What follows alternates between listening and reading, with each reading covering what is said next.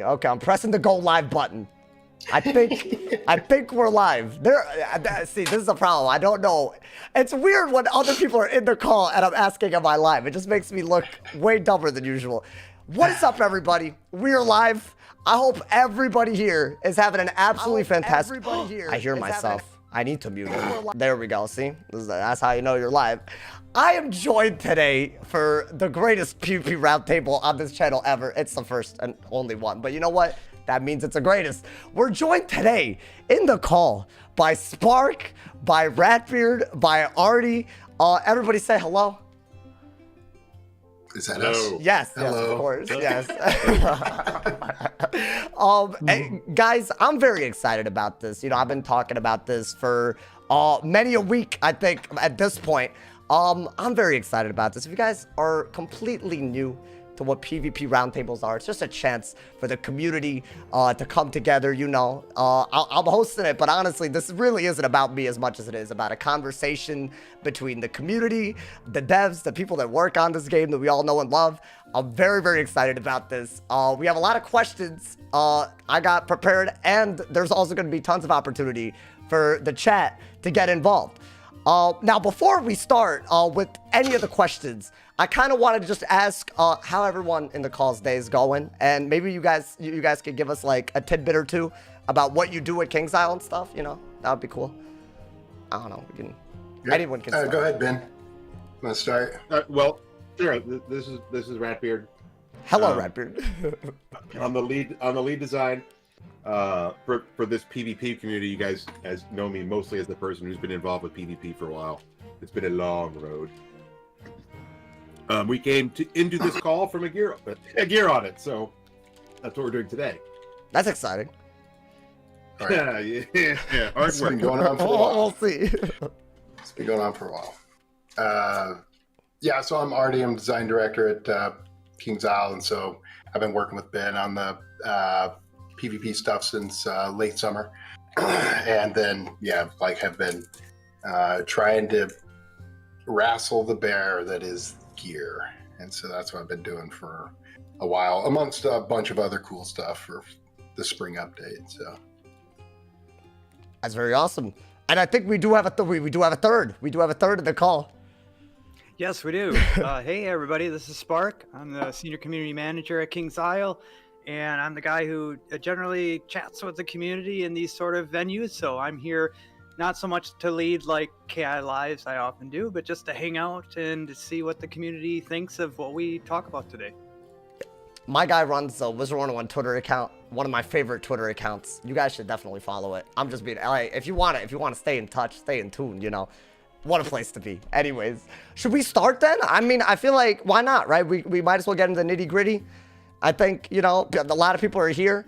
I guess, yeah. So I have a few questions prepared for this KI Live over here. Now, I am in Wiz, so whenever something comes up, I'll probably try to pull up a visual that's relevant in Wiz. We'll see, you know, it's gonna be pretty, I don't know, we're gonna make it up as we go. Let's go with that.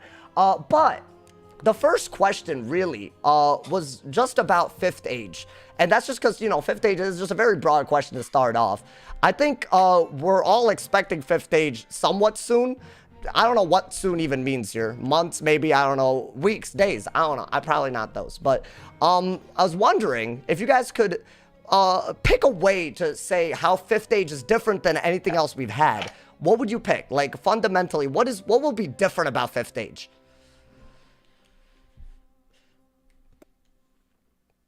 I'll go first, I guess. Yeah. I mean, the question was phrased a little bit different. You said, "What's the one thing?" This is sort of the pre-questions you sent me. So oh yeah. About it this way. What's the one thing you think 5th age could ideally bring to the table that we haven't seen in 4th age? We've just never seen before. Easy answer. Yeah. More players. Like, we want more players. That's amazing. Yeah. So, you know, one of the things that we've been doing for a while is to try to make PvP a little more accessible in different ways. And the other thing we're looking at doing right now is what I've talked about, the PvE hard mode.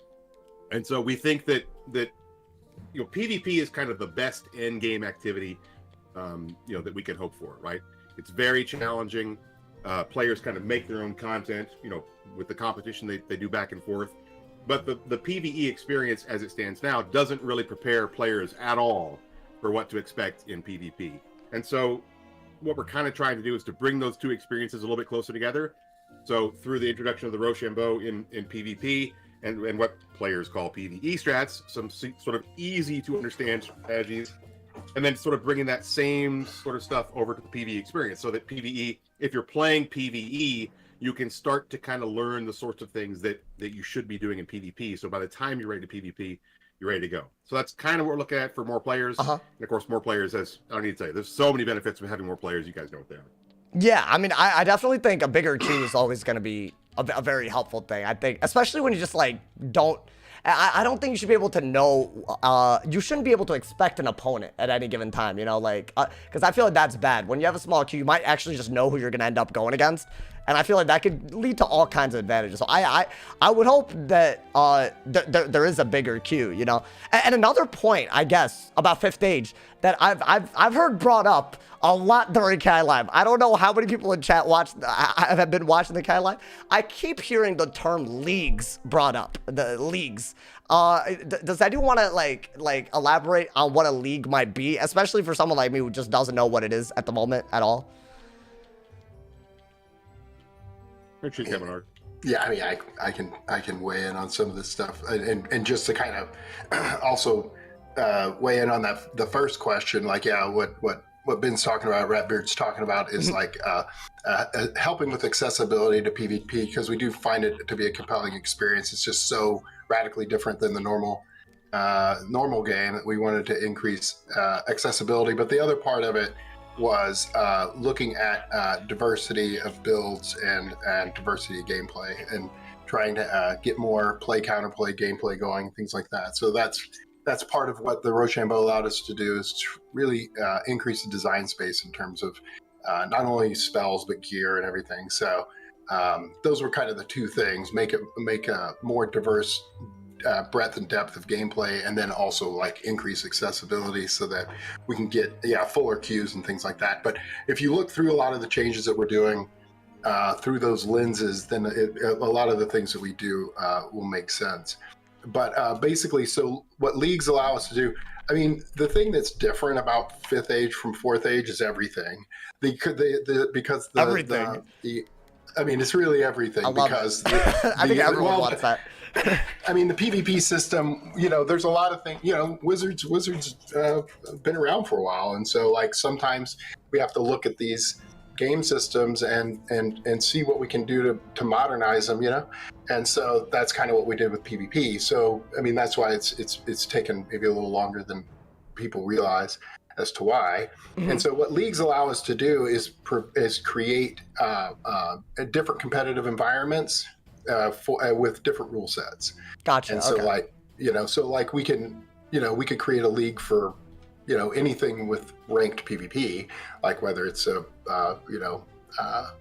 restricting some sort of stat or combat mechanic or kind of whatever we want to do. But then we can also create leagues for Beast Moon stuff, or if we did decathlon tournaments or kind of whatever, we could create leagues for those too. Okay. And so then you're competing with each other for rank within those isolated contexts. So and we can make them an experiment with them and bring them online and take them down, just to see what people like playing. Right. So would it be like somewhat similar to like kind of like what we have with like the Scroll of Fortune events? Like maybe like, you'll have a week, maybe. I don't know. I'm just spitballing here, but like, what if you have like a week where healing is lower, right? And then you have a week where maybe the damage and resist limit is changed comparatively. Would it be like that, or would we be seeing longer lengths of time for the leagues, or is it just different game modes? I guess those are different ways that you can go about it. Could it be any of those? So yeah, it can be both. we can set the leagues up. The best way to think of leagues is as game modes or rule sets, right? Which is why we would consider Decathlon to be a different league than Beast Moon, which is a different league than PvP. But even inside PvP, we can have different leagues, and then each of those leagues has a season. Then we decide how long the season runs. So for those so who are there's curious, okay, yeah, we're thinking that the seasons for PvP right now about 2 months, and there's some reasons for that. You know, our delivery dates are about 4 months apart, give or take, and so it'd be useful for us to be able to change some things about the mechanics in the game between seasons, right? But we don't want seasons to be 4 months. That's probably too long. And by the way, I'll state right up front, because we're switching to an elo system, and we don't know how quickly the elo system is going to respond to play and the distribution of rank. Players are going to have to get in and play. And the other nice thing about seasons is that we can test things, right? So if the elo system isn't working, we can adjust it for the next season and kick it off again. But, you know, I'd say that, because I know there's some low-level people there, and I've been saying this for a while, but, you know, one of the things that we can do, our easiest, most easiest to grasp concept is that our low-level league, we just turn off crits. And then our medium-level league or intermediate league, we just turn off shads entirely. You just disable whole stats. For our Premier League, the stat just is off. Okay. I mean, you could go in with gear that has the stat on it. That's a good but call. You'll never generate a power pip. You know, like when I used to do low-level PvP a long time ago, I used to run crit pets. We're talking about back when it did double damage. It was a little crazy. It was actually a little nuts. So I feel like I definitely I can vibe with that that direction for sure. But now so when we're talking about like these 2 months, right? Like a 2-month season, for example. So does that mean, like, let's say that a meta is in a certain way for 2 months? Would 2 months be the higher limit of how a meta is? I don't know if I phrased that right, but let's say that a meta is very damage intensive, right? Could that just change every 2 months, I guess? So would 2 months be the higher limit of how a meta is, I guess, you know? Like, I don't think so. I mean, I don't think we'll be responding to it in that way necessarily. You know, like the season allows for sort of a for us to manage the elo and people's ranks, and it gives us, you know, a nice sort of reset cadence and things like that. Okay. You know, and then what we'll do is we'll start with a number of different leagues that based on conversations with the community and based on looking at sort of participation metrics and things like that we think people might find appealing. But then, you know, we'll be continuing the conversation, and then if there's interest in a league that we don't have, then we might do, like you said, we might start one for a week or two and just evaluate engagement, and then kind of see what. Yeah, I like that. It's like a little PvP event. Yeah, I'm here for that, because I feel like I mean right now we have daily assignments, I think, that are PvP related, and that's about it. Maybe some cosmetics for arena tickets. But I feel like we are going to be talking, we're going to have a topic about incentives for PvP coming up. But I feel like those are the two that come to mind. Now, I thought we could move on to some, I feel like the next 3 topics are things that I've heard time and time again brought up. We're going to be talking about Steel Wards, we're going to be talking about Drains, we're going to be talking about healing. Those are 3 things that, like, I wanted to put those up front, because everyone DM'd me about this, right? Like, this is like I think very big. Now, on the specific point of Steel Ward, right? I personally have had some serious beef with Steel Ward, but I feel like some people love it. You know, I mean, everyone has different play styles. Now, I've heard this point that Steel Ward is good because it's a counter to Tower Shield, and Steel Ward is good because Tower Shield is good, right? Now, I'm wondering, besides Steel Ward then, could there be other ways to counter Tower Shields? And what might be an example of a spell that counters Steel Ward better than maybe just itself? Well, I mean, you guys have heard me talk about Steel Ward a lot. So Yeah. I'm going to kick this one to Artie. Well, I'll kick it to Artie first so you guys can hear his opinion on it. And then, Artie, if you want me to weigh in again afterwards, I'll be happy to do that. Sure. Yeah. I mean, so like you know, Ben and the system guys did their spell audit, and they determined the value of stealing the Hanging Fact Steel Ward or whatever. And it seemed as if what happened was, with the advent of the Rochambeaus and some other things, Tower Shields became started to emerge, and then we started to see some ping-ponging, things like that. Right, yeah. I think ping-pong is a great way to phrase it, because that is kind of what it is a little bit. Yeah, and so like, but so our approach should be first to see if this is emerging because of a gap in the library. Mm-hmm. Like, are players are they lacking mitigation options to Tower Shield that would then make diminish the value of Steel Ward, right? So like, you know, I mean, of course, Steel Ward has no effect on weaknesses or on whatever auras and some other things. And so it's like, okay, maybe either we should provide more opportunities for people to have a shield that Steel Ward isn't as effective against. Yeah. The other thing is just like, you know, Aegis is there, except it does consume deck space and some other things. And so I was gonna Aegis say is that, something yeah. we could leverage Aegis also. But that's sort of, you know, before the show we were talking about like what we need to do is when we see something kind of emerge as a dominant play in the meta, we need to give the community time to tech solutions or tech alternatives based on the current library. Yeah. And so the next step would be we should examine the library to see if simply missing options like healing would be another example of that sort of. It's like, you know, is it that the library just doesn't have enough options? Yeah. And Have then, people adapted to it yet, or is it actually just really too good? Maybe, right? Right. Yeah. And so then the sort of the last thing we should do is start looking at the card itself. It's like I said, after you kind of audit value, then it has proper value according to, you know, whatever, you know, Ben and the system guys have determined. So the last thing we should do is sort of start looking at it more globally. Is there a problem? I mean, but that's where again healing is sort of the case where its problems kind of are all over the place. So anyway, with Steel Ward specifically, it feels like there may be a need to provide more mitigation options for the player that either Steel Ward is ineffective against or just less effective against, and then. Gotcha. You know, so options that make Steel itself. Ward worse, I guess would be and I guess on the point about healing, right? I feel like in terms of its many issues, I think especially when we're talking about the library, right? I feel like one thing that I would hope happens, but again, this might be just one of many approaches. I would hope that just ways to prevent healing are better rather than healing itself is worse, right? Like maybe an infection that does more, maybe a doom that does more. Is that on the table just as much as healing per pit being affected? Yeah, for sure. Like, I mean, go ahead, Ben. Go ahead. Let me jump in real quick because the question really sort of relates back to Steel Ward as well. Okay. The first thing I want to say is, you know, there's a few folks in the chat who are talking about their main problem with Steel Ward being the accessibility. And that is a different conversation. We can certainly have that conversation. We're open to that. And with respect to, you know, ban Steel Ward, you know, already mentioned the spell audit. And if we look at a spell and the spell is costed out correctly, but because of the meta, it seems unbalanced, then generally speaking, we would rather address that through new spells in the library than to just start banning spells. Then start like add spells than ban spells. Yeah, I think a lot of people like that.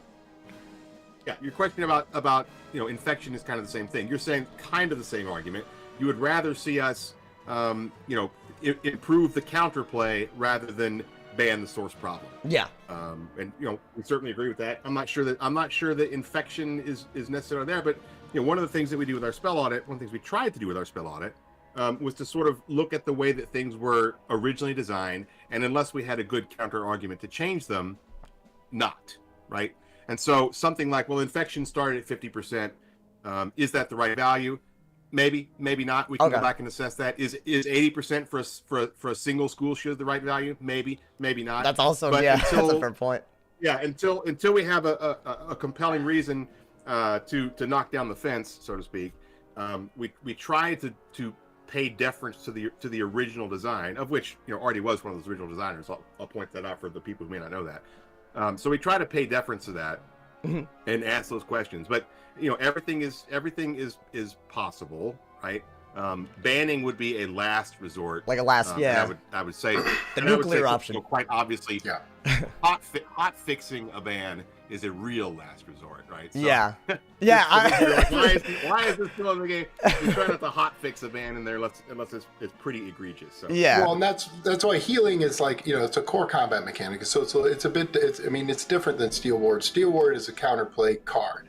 And right now, the problem I think is there's just not enough counters to the counter necessarily, or there may not be enough ways to sidestep the counter. But as soon as you do, you're sort of disrupting that portion of the meta. And there's other reasons why I think we see some ping ponging, that we can address. I do think. I think I guess this is about the Rochambeau system in general, right? Like, I feel like there is that element of countering the counter, right? Like, let's say someone puts traps on you. A life can turn them into blades, but then you can turn those blades into something else, right? Like, you could eventually do that. My question, I guess, is, as we keep on seeing maybe more and more counters, right? These things take up a lot of deck space, and I think that's a really, really big problem, especially because you have to enchant all your hits in main. A lot of heals you also got to put in main. You actually have to pack a wide variety of counters unless you're running a simple strategy, not to mention things like minions, stun blocks, weaknesses, shields, whatever you might put in your deck, right? Are we going to see ways to mitigate that type of, like, with more options, are we going to see ways to mitigate deck fails? Ben, did you want to start? I can start it, certainly.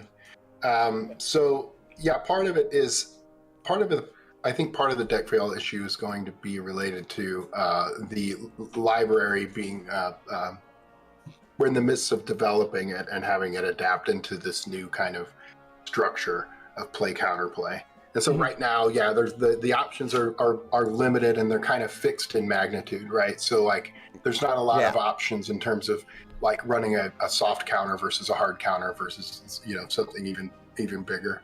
So that's part of it. The other part of it is that, because we're trying to diversify the gameplay in terms of play counterplay and things like that, we do need to look into kind of scrying type effects that allow the players to have a way to mitigate for deck fails. I mean, deck fails in general are part of the card game experience, and so what we have to do is just we have to look at the ways that card games generally help players mitigate that, and then give them access to it. I mean, and some of this is, some of this is new to be kind of introduced in Wizard to this extent, and so that's why it may not have felt that, you may not have experienced that before. Yeah. But now that we're talking more about play, counterplay, mid-match pivots, based on whatever mastery your opponent may be running, or maybe they're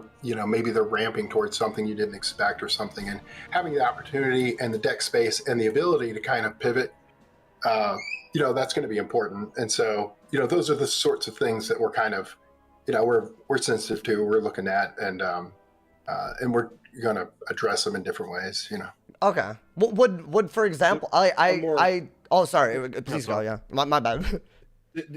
Yeah, do me a favor. When Artie finishes, kick it to me. So we yeah, of course. Yeah. The other thing I've mentioned is that as some of you know, we hired a lot of new associates, and so they come to us with ideas fresh from being players, right? Oh yeah, that's a big deal. One of the things Cam mentioned coming in was, why will casts aren't in PvP. If you're not familiar, Willcast is a power that you can get on your pet. Now, the ability to trigger an additional action on command is super powerful, and so we have to look into that. But I think that there are some key spells in PvP. I might look at stun block, for example. If you could clear the stun blocks out of your deck setup, and instead you had a Willcast stun block on your pet, that might take some of that pressure off you. You'd be able to at least sort of bank one spell that you need on your pet. You could put a Solar Surge on your pet, for example, so that you have that one spell on command. And of course, the way the Willcasts work, I'm not sure that PvP players can't use it at the moment. So depending on how you engage with them in PvE, you may not know. They have a ramp up time, so they have to basically charge up before you can use them, and then they have a cooldown time. And we can control both of those parameters. We can also control the number of times in a match they can be used. Period. Yeah. And so we have a lot of knobs that we can turn on the Willcasts. That may be an angle for us to take a little bit of pressure off the deck building in certain ways.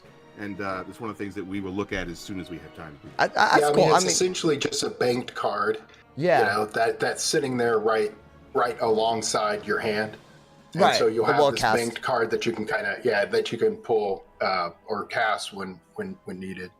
I'll be honest, Willcast would be saving me in Decathlon a lot. I think, I mean, I think for me, I guess it depends on what kind of Willcast you get, right? If it's like it could be very good, or just like, I think a Stunblock is a good example of something that wouldn't be too crazy. Then again, it might make something like a Medusa combo, I don't know, like pretty much not available anymore, right? So, I mean, I guess it's a hard one for me to know, I guess, what Willcast would be good and what's not. But my, I guess, follow-up question is specifically about deck fails. Would maybe bigger decks or pre-enchants? I think pre-enchants is something that everybody always wants. I think because people have played the game with them for so long, right? Would maybe pre-enchants or even bigger decks, or maybe even TC versions of the Rochambeau spells, could those be introduced maybe to mitigate deck fails, or like, are those just not on the table? Some of that stuff definitely is. I mean, Okay. you know, again, the problem with making a treasure card out of something that has never existed as a treasure card before is you can't put that genie back in the bottle, right? That's and true. So we have to be very, very careful about introducing a new card. Again, it depends on the access to it, right? But you know, if we put a new treasure card on a vendor, that's a recipe for disaster, because there's basically an infinite supply of them as soon as we put it out. If we put them out in different ways, you know, we can sort of control that a little bit better. So we have to look very, very carefully before we introduce a new treasure card. Now, that being said, yeah, I'm open to maybe moving some of the Rochambeau spells. You know, I'm assuming when you say that, you mean the utilities, the ramps, right? Yeah, moving those into treasure maybe cards. Both, honestly. Maybe, yeah, yeah. Usually when players ask for pre-enchants, it's because they want to put their hits inside. I've talked about this ad nauseum a lot. Yeah. You know, there's a question as to, that's a pacing question, right? It's a damage question. Players want to be able to pull from side to punish a mistake, right? Yeah. You know, and that's a big deal, right? You want to cycle better. Pull an enchanted hit from side to punish a mistake when the player is open, and that really just is a question of pace. You want the pace to be faster, and I am pre-enchant curious. Right, I am flirting with the idea, but if there are better ways for us to solve that pacing question, I would rather that we look into those first. Just as a general rule, I'd rather explore some other options before we go the route of putting pre-enchants back in. So I understand the question. I understand the problem that players are expressing to us, and you know, they see pre-enchants as the solution to that problem, but it may not be the only solution to that problem. So if it turns out that it's the best, I'm open to it, but I'm not sure that it's the best. Okay. Yeah, and just I mean, yeah, pre-enchants really is just talking about hits inside, and so really what pre-enchants is saying, this is the method by which we put hits inside. I don't care for the method. I don't, you know, I think, you know, we should look as the sideboard. We'll have a deeper conversation about the sideboard and its role in normal combat and things like that. And so I do think, you know, putting more hits inside should be an option for the player, whether or not it's a pre-enchant or whether, like Ben said, we kind of control the TCs a little bit better. In terms of like deck size, I think that the deck size is something that we've thought about, and what we have to do is we need to get, like I said, we have to get the spell effects in there to help assist with fishing. Otherwise, like a larger deck may end up making cycling worse. Right, it could be worse, but I think depending on your playstyle, you could at least maybe discard with less hesitancy, maybe, you know, like if you have like, I don't know, like a 75 card deck instead of 64, right? Maybe it would affect the pacing in a way where you wouldn't even have to like, maybe you wouldn't have to think about pre-enchants. Although I still think for a lot of people, just even more options without even pre-enchanting to hit with side might even be a solution, right? There are some options like that, but I feel like they're few and far between. Like even like shads, they're rare enough where you can't really put shadow enhanced hits inside as much as you might want to, right? So I think that's where a lot of people are coming from with that. Well, I always say this: there's no rule in the game right now that stops you from putting hits inside. You can do it right now. Right? But that is but you don't want to put hits inside because you want to put bigger hits inside. And so what we are trying we are guarding against is the collapsing of diversity, right? Because if you can put your hits inside, you will just put your biggest hits inside, and that's where they'll live, and you won't have the same diversity of spells that you have now. So we want to guard against that. You know, we always have to think a couple of steps ahead of you guys when you ask for something as to what what the What eventual the result big will reason be. is, like, what the real reason is Yeah. for it. So let's say Yeah. for example, I were to put the shadow hits onto a vendor as treasure cards, right? Yeah. What would that do in terms of collapsing the diversity of hits that we see in PvP? I think it would be pretty significant. I think there would be some, but hit. I feel like I think specifically shadow enhanced spells are a little different because you actually just can't enchant them in main deck. So that's why I brought that one up as an example. But it would change things, I think, for sure. You don't know. I guess there is no way to know unless it was maybe tested. I guess I don't know, but I think that's yeah. The next question actually that we had was about drains, right? I guess just as a I don't know, just as like a quick fire, right? I think a lot of people think drains are good. Some people don't agree. There are playstyles that make drains worse. But for example, right, I think this was brought up in either a KI Live or I think one of Ratbeard's streams. I think it was like, you brought up like how there might be counters to draining. What would an example of that be? Because to me, I feel like a counter to draining is just hitting so hard that they don't drain. But what would like, just, I don't know, like just some example of that be? Well, I mean, clearly, the main counter to drains right now is just, it's a weakness or a tower shield or any kind of defense that reduces the value of the hit. So to a certain degree, counters exist for draining. But when I think about wanting a counter for drains, the main reason is because I feel like death is too powerful against Myth's minions, right? Maybe Myth can't needs lean one into their strengths. Yeah, Myth can't lean into their strength in minions because death just devours their minion and gets a ton of health off of it. So I see that as a problem. And so if I were going to create a counter, and by the way, this would be new tech right now as it stands in game now. There is not actually a modify drain heal back effect that we can play with. We can ask for that. I'm sure we can get that. Who would get that would be my question. Like what Myth, school? I think we give. Yeah, I mean. Yeah, I would think we'd give it to Myth. And the other thing we could do is maybe look at some ways that Myth can protect their minions immediately. Maybe bring minions out with some kind of protection on them versus drains. Maybe bring minions out with an afterlife effect on them, so that if you do kill them, something cool happens. Oh, okay. So like a 2-life minion. Some of the things we talked about in Beastman was just having a hanging effect that would be convert heal to damage. So you could put that on the death, and next time he does a drain, it's the heal that's coming in is hurting him. Oh, so just as a sort of a different idea that we had kicked around. I mean, like I said, these are things that we would have to get tech support for, but that just as an example of another type of thing that would also counter life. Oh, so what would it be, like a trap kind of almost? Like what if you regenerated with that? Would it like the first bit of it would get it, or would it be the whole heal? I mean, it could be either way. I mean, we could have it be like a trap that's a one-time thing, or it could be convert the next X amount of heal to damage or whatever. Actually, I didn't think about that. That is actually, that's a cool example. I thought to include that because I don't know, just like get ourselves more accustomed to what might be coming. The next topic was I think one of the most popular questions that are asked, and I think people just want more on this. It's about timer and stalling, right? We have recently been, I guess, notified, and I think through the form of a dev diary, that there might be a sanction system coming in terms of like how you play the game, right? And I think this is interesting because it's not just PvP based, it's also like what you do what you do with your time base. So how exactly would this work? Like, let's say someone were to Jade, for example, right? How do you distinguish between someone who heals a lot and someone who's there just to give the opponent such a bad time that they deserve a sanction? Go ahead, Artie. The dog waited. Sorry, the people have arrived. So the dog is crazy. So Ben, you may have to handle this for a second until the animals calm down. Oh, that's too bad. Well, I will handle it, but I'll point out I kicked it to Artie because he is the inventor, the progenitor of the infraction system. If you're a Beast Moon player, you may have already seen it in Beast Moon. Essentially, what we do is we create triggers or listeners for certain behavior, and like I want to make sure to specify, we separate this from stuff that's on the customer support side, right? There's all kinds of reasons that customer support can get involved.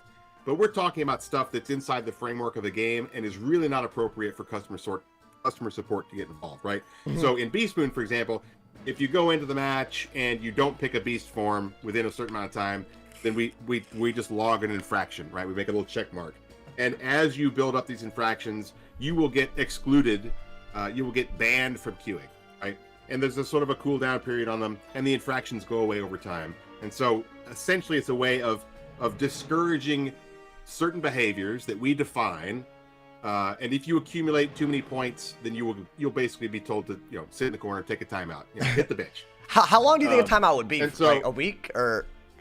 Well, Like- it depends, and the way the infraction system works is it scales up, and so it Okay, you know it'll scale, I okay. would say it hockey sticks, right? And I'll say very clearly right now, when we show this to you guys on Test Realm, it's going to be really important for players to get on Test Realm and to give us feedback, because there are ways that players can monkey with the system and make it behave in ways that we don't intend it to behave, and so we need feedback from you guys to tell us. Like, so as an example, we've created some infractions for taking a match to timer, right? If the match goes to timer, we consider it a draw, and you'll get an infraction point. Now, for somebody who's a Jade, for example, you know, if most of their matches are going to timer, and for most Jades, that's true, they're going to rack up infraction points so quickly that they'll get out of the queue.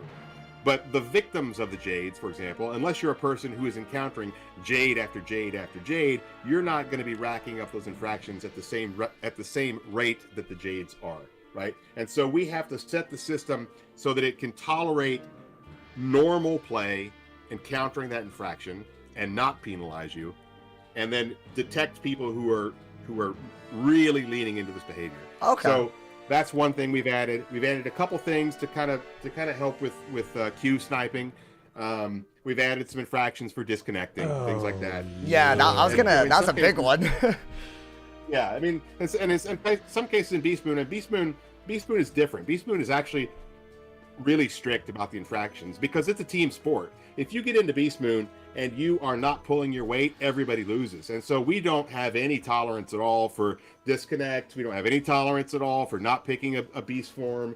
We don't have any tolerance at all for basically playing like a, you know, whatever, playing like an Andy, right? Yeah. There's all kinds of ways you can rack up infractions in Beast Moon, and you know, eventually it'll pull you out of the queue because it's a team sport. It's a little bit different in PvP. We can be a little bit more tolerant of disconnects in PvP because disconnects happen to people. Yeah. But it's, you know, it's happened to me maybe twice in 10 years of playing Wiz, so it doesn't happen all that often.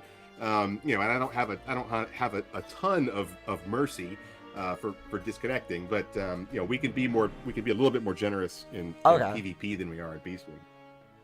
I see a comment in chat specifically about the idea of a draw, right? And I think that is a really, really important one. Like, I think the whole infraction system would be in the context where if you were to draw somebody, it's both people lose rank, right? That's something that's upcoming. Is there like, can you explain the reasoning behind that? Because I think a lot of people were wondering, like, why is it that both of them lose when there's a draw? I kind of see an argument for it, I guess, but. Well, it's tricky. Yeah. Go ahead, Artie. Sure. Well, we didn't want to incentivize the draw, basically. Okay. I mean, in whatever way. So, like, there was some concern that if someone feels as if they're losing, that they might be able to pivot to stalling. And then if like, let's just say you didn't lose any rating or rank through a draw, then there is incentive to draw. There is incentive to build a deck that has a pivot strategy to allow you to stall to the end. And so we didn't want to provide any benefit to stalling so that no one's ever going to want to stall, because a draw is no better than a loss. Yeah. And so that's why. So that's why we I was thinking about, like, what if a draw was less than an actual loss, but even then would the argument be that there's still technically an incentive because you're losing less rank? Yeah, I mean that's where we came at it from, because that was the conversation that Ben and I had, and, you know, just walking down, like, well, what would a draw be, and then who might are we now incentivizing players, legit players, like, right, not abusers. Like, abuser, the infraction system is supposed to it's intended to catch bad players, or not bad players, but bad actors, and remove them from the pool. So the Jades that are only there to heal, for example, maybe. Right, right. As soon as we say, like as soon as timers are losses, well, then players legitimately chasing rank using Jade won't do it. Can't do it. Won't do it. So Right? there's something that prevents Jades from heal spamming while also somewhat keeping a draw not something you want to go after. So maybe in combination, maybe they'll work. I think I can see that. Yeah. Yeah, I mean, we'll see, and we try different things because again, in an effort to make PvP more accessible, we need to try to make it less toxic. Yeah. And so like with the mute ban and with the infraction system and with some other steps that we've taken to try to lessen the toxicity of PvP in general. So okay. And I guess slightly related to that idea, I think we kind of talked about Q sniping a little bit. I was wondering about the resist limit as it currently is, and it's just the idea, right, that you can run into Q with, I don't know, you can run into Q with 80 to 90 resist, for example, and I think the current thing with the resist right now is that the Pierce subtracts it, and then there's a resist drop off. Is there maybe, and what that basically does, let's say that someone has 30 Pierce, they're going against someone with 90 resist, right? The 30 Pierce acts, and then the 60% goes through the resist drop off, so it makes setting for an opponent and essentially just making the game extremely advantageous towards you if you know who you're going against. Like, is there a way to prevent that too? Would that fall under maybe a sanction system? Is that what the Q sniping point was about? It's possible to do that. I'm not sure it's necessarily desirable to do that. Again, we need to be able to tell the difference between people who are responding to a dominant strat in the meta by adding additional resist, and people who are Q sniping sauce. Right? Maybe not just me, but same umbrella. But we could. I mean, we can specify any kind of infraction we want to the tech guys and just say, hey, code this. Like if you enter a match and you have more than 80 resist against the school of your opponent, log an infraction. Now, I'm not suggesting we do that, but I'm saying it's something that we could conceivably do, and that would force players to to limit their resist to a reasonable amount. Yeah. But, we have so many other ways to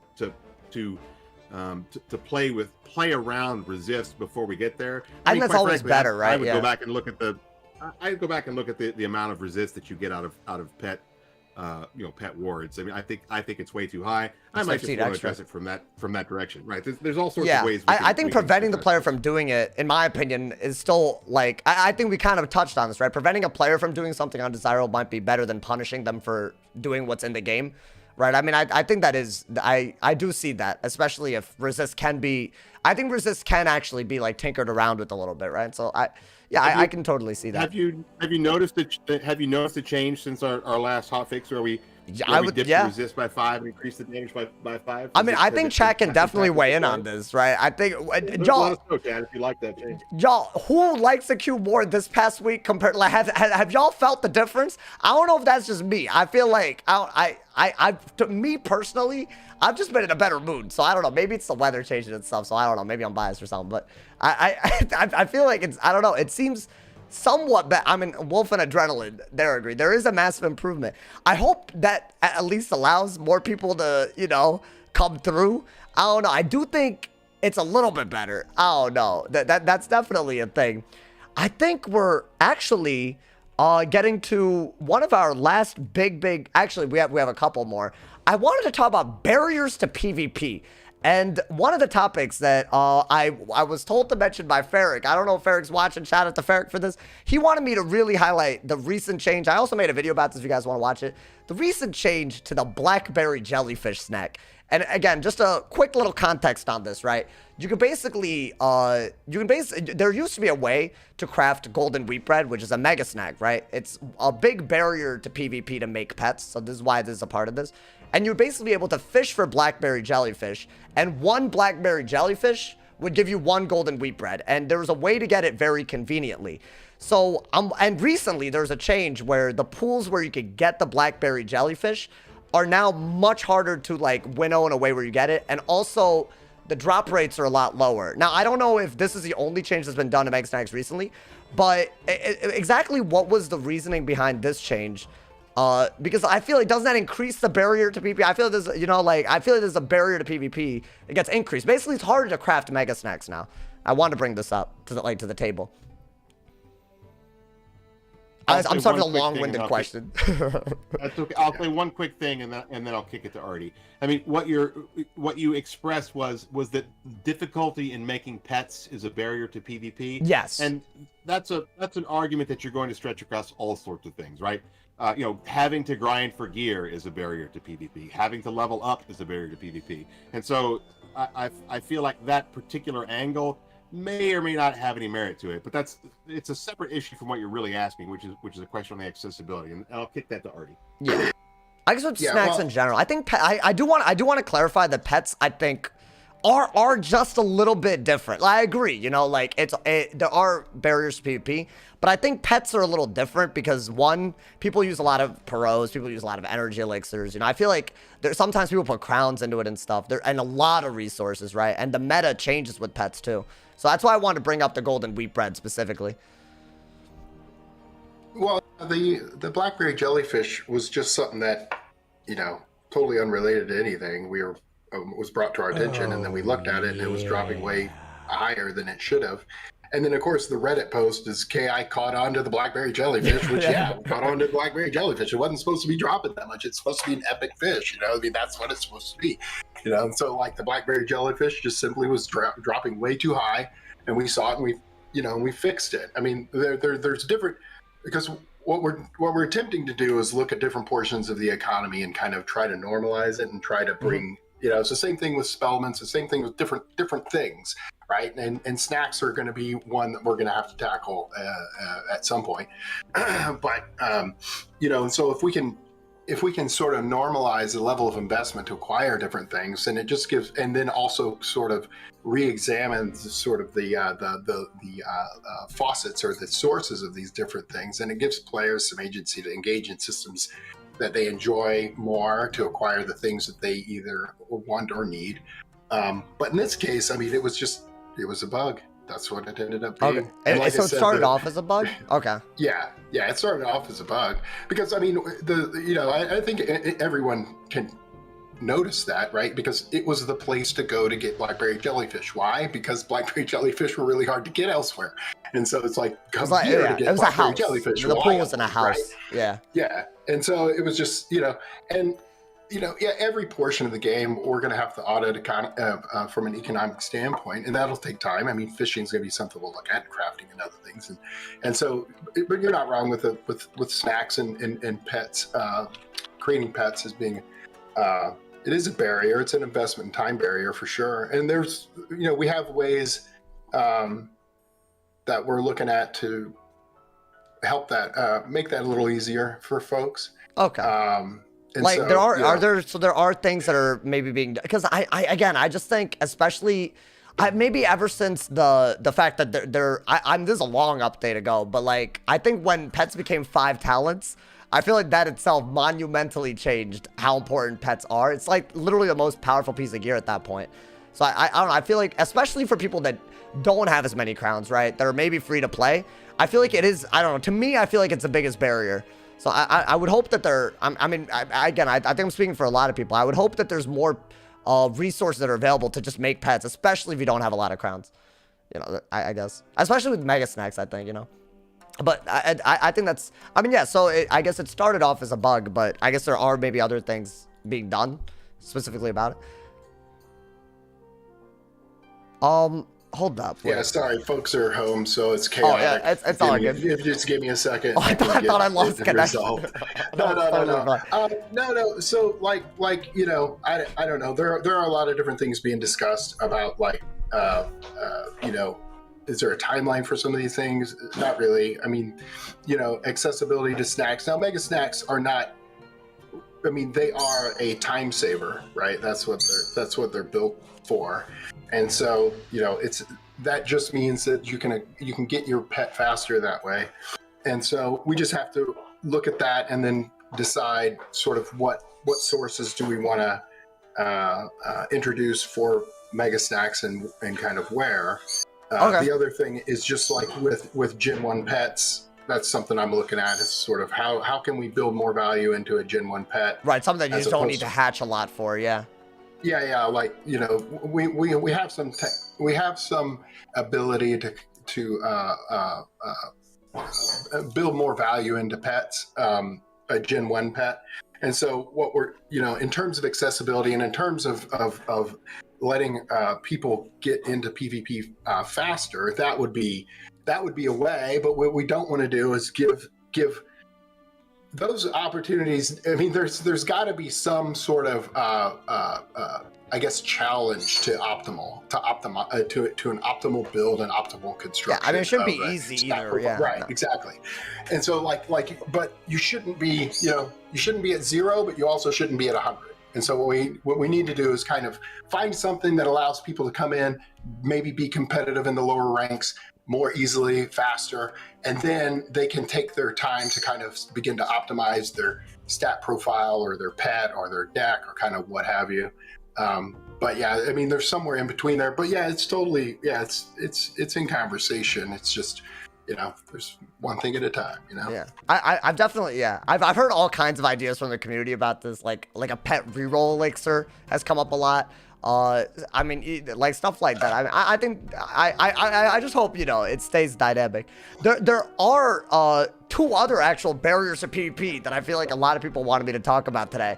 One of them was about Solar Surge, right? I think that's actually I had 3, not 2, but one of them was Solar Surge. Now I think a lot of people are a little frustrated at the moment with the way Solar Surge is rank gated, meaning like you would need to, I think right now you need to be veteran, I believe, to get it. I could be wrong. I hope I'm not wrong.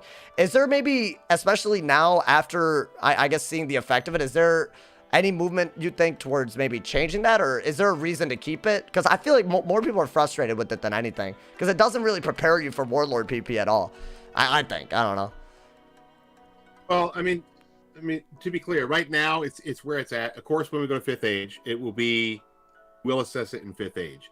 Okay. But it serves a purpose right now of allowing players who are earning experience in 4th age to essentially carry that experience into 5th age by virtue of having Solar Surge. And that should get them to rank up and out of the way of people who are new to 5th age very, very quickly.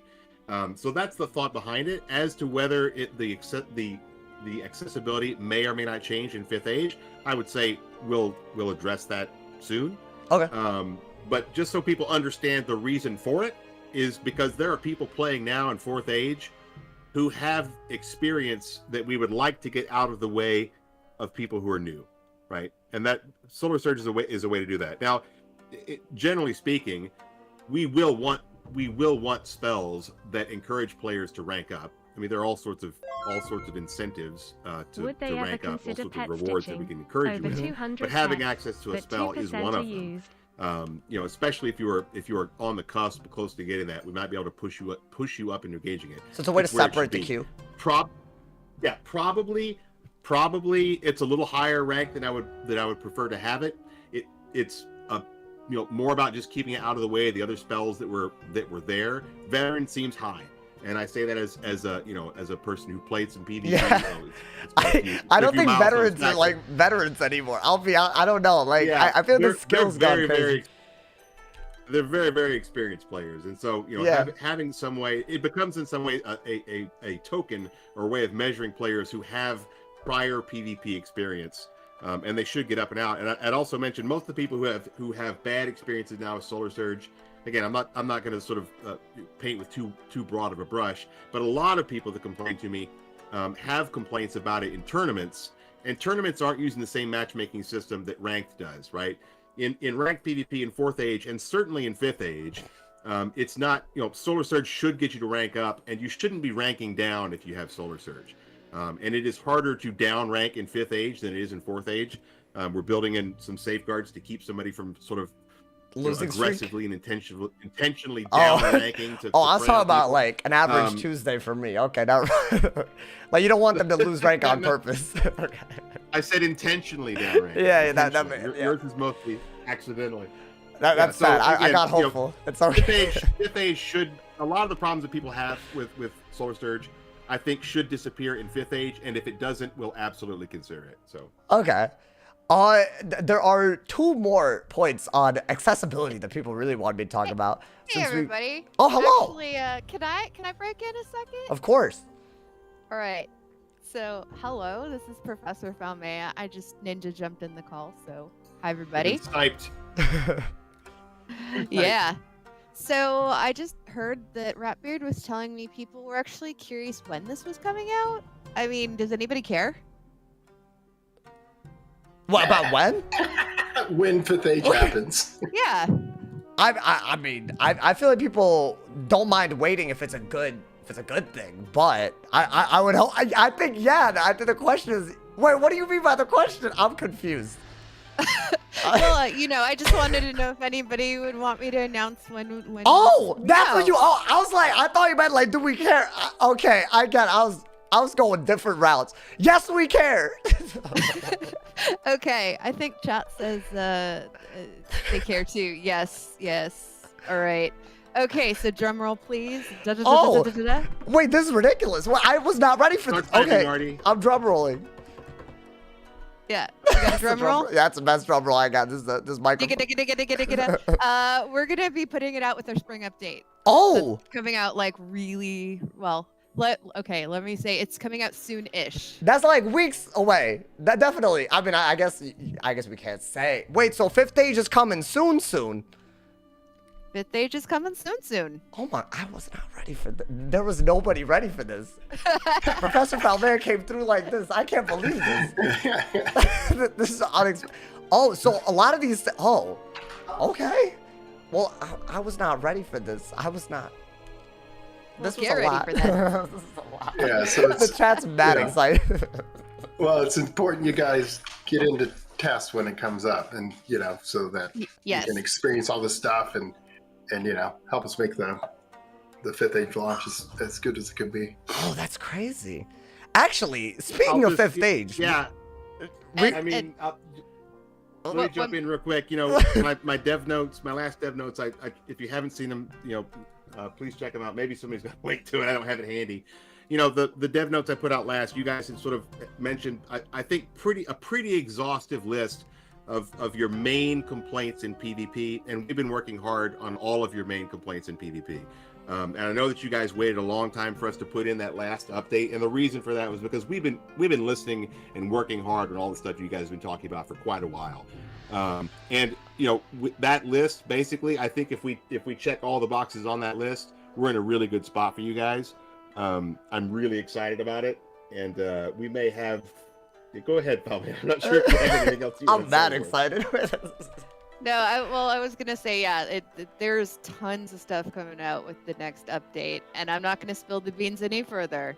So, but get hyped. No, this is a And- big deal.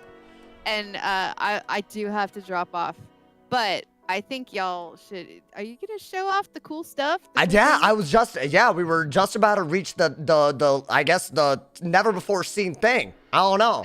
I've never seen it. I don't suppose you could do that now. Let's do it. This is Okay, literally the next okay. question. If we can make this technology work. Yeah, that's a I was good like, hey, question. scuffed alert. I'll be honest. If All this right, works. Give it a try. Let me, All right. I gotta make sure what screen I share here, because this could go horribly You can see what we're working on. So just to Yeah, preface well- this is going to be a question about gear, and it was going to lead into this. I think this is about this is the last point on accessibility and stuff, and we're hoping to see a leak, I guess, of something upcoming, but I don't know if it's Well, I'm gonna show off a little bit. okay. A little bit what Well, we have for rewards. We could talk more about incentives and rewards for PvP. And I'm gonna show off Yeah. a little piece here. That was of going to be the rewards. last question before the chat weighed in, so that's exciting. We're gonna see something, guys. Just to preface this, Rapid said this morning that he would not let me see this. Right? It could have been a file that I could have played, but he didn't want me to see it. So we're gonna experience it together. So what you're about to see is me actually reacting to it for the first time. I don't know what this is. Oh boy, wait. Okay, let me full screen All this. right, I think I'm running. You tell me if it's Wait, working yeah, on don't your don't end. play it. Yeah, don't play it. Wait. Oh, okay. I don't want to mess this up. All right, is this working? I don't think it is. Oh my god, wait. It should, but Question: Can we Oh, make there it gyms is. work in PvE? Okay. And when are we getting more spellements? We have Would done love it. them all So to we be able got, to use number I got 5 black screen. All right, so we got some. I'm going to show you off the. I'm not showing the weapon, the Okay. PvP weapon exactly, but I'm going to show you the custom cast we got for weapons. And if you're an OG in the chat, you may like this. It's gone. Okay, no, I just wanted I just wanted the audio. The Mushu music was being like very intrusive. That's all. I don't know if I got audio. Here we go. Hey, Here we just go. in case. It's quick. Don't blink. Oh boy, what is that? What is that? What? I'll loop it if you want. Wait, why that doing 20 billion damage? What is that? 99.99. This is what is going? PvP exclusive cast? That's a new animation. Oh, somebody got it in chat. Wait, I'm not reading chat. Wait, chat, what y'all saying? It's from the commercial. It's a pet Willcast. He pulls out his cards. It's a whole new animation. Wait, this looks like the OG commercial. Is this from the commercial? Is that actually? No. Got you one. Yeah, that took me a while. I'm bad. I'm bad at this. I'm not. Wait, this from the commercial? I loved that commercial from the trailer. Man, Just last caveat, this is a work in progress. The art guys really came through to me, so props to Carl and to Weaver who worked on this for me. There's more FX coming, and there will be multiple layers of this casting animation for as you rank up, it gets better. And so I'm really excited to see all of the FX there. He got in all the FX he could in the camera where we could get it to showcase this to you guys, and this felt like the right place to show you guys this, especially since I know there's so many old school players in the PvP community. So wait, so this is like a new animation. If you do PvP, you have access to this. If you equip the weapon that you get through PvP, that's hype. Hey, that's hype. It'll be stitchable. Man, wait, I'm hype about. I'll be honest. A lot of people I feel like have roasted the fact that the commercials never. I mean, the commercials are decent. Let's be honest, but they didn't look like the game. But that actually is just from the game. From it looks just like it. That's actually hype. That's an A1 leak. All right, A1 swap your screen out so I can stop sharing. All right, bet. There we go. See, it wasn't scuffed. I'm proud of it. Sauce, Ratbeard, everybody. I got it poured out, but I just wanted to come and say hi and drop some stuff. And thank you. See you later. Yeah, thank you for joining. Thank you for letting us show teasers. Yeah, it's cool. Of course. Oh Bye. my God. Bye. Bye. Will X ranked spells like Well, Judgment get spellement paths? This was more information than I was ready for, I'll be honest, but I'm very excited. Now, we have talked about a lot of stuff. I think we covered a lot of topics, but I did obviously want to make this as much about chat as possible. So we're going to open now to the chat, asking any questions. I've seen a lot of questions, including people, huge shout out for all the dodos that are asking questions as well. Big ups to everybody. I feel like the only thing before, actually, sorry, one last thing, because I think it'll be brought up anyways. Right now, the best robe in the game, in my opinion, is Motorist Overcoat. And I think that was the last accessibility question, I guess. Like, is there room for gear that might, be better than that? So you don't have to open packs for gear and stuff? Because I think that'll show up in question. That'll show up, I think. People want me to talk about it. Artie, are you available for that one? Yeah, I can answer. Just on the I can Motorist answer it. Overcoat specifically, I guess.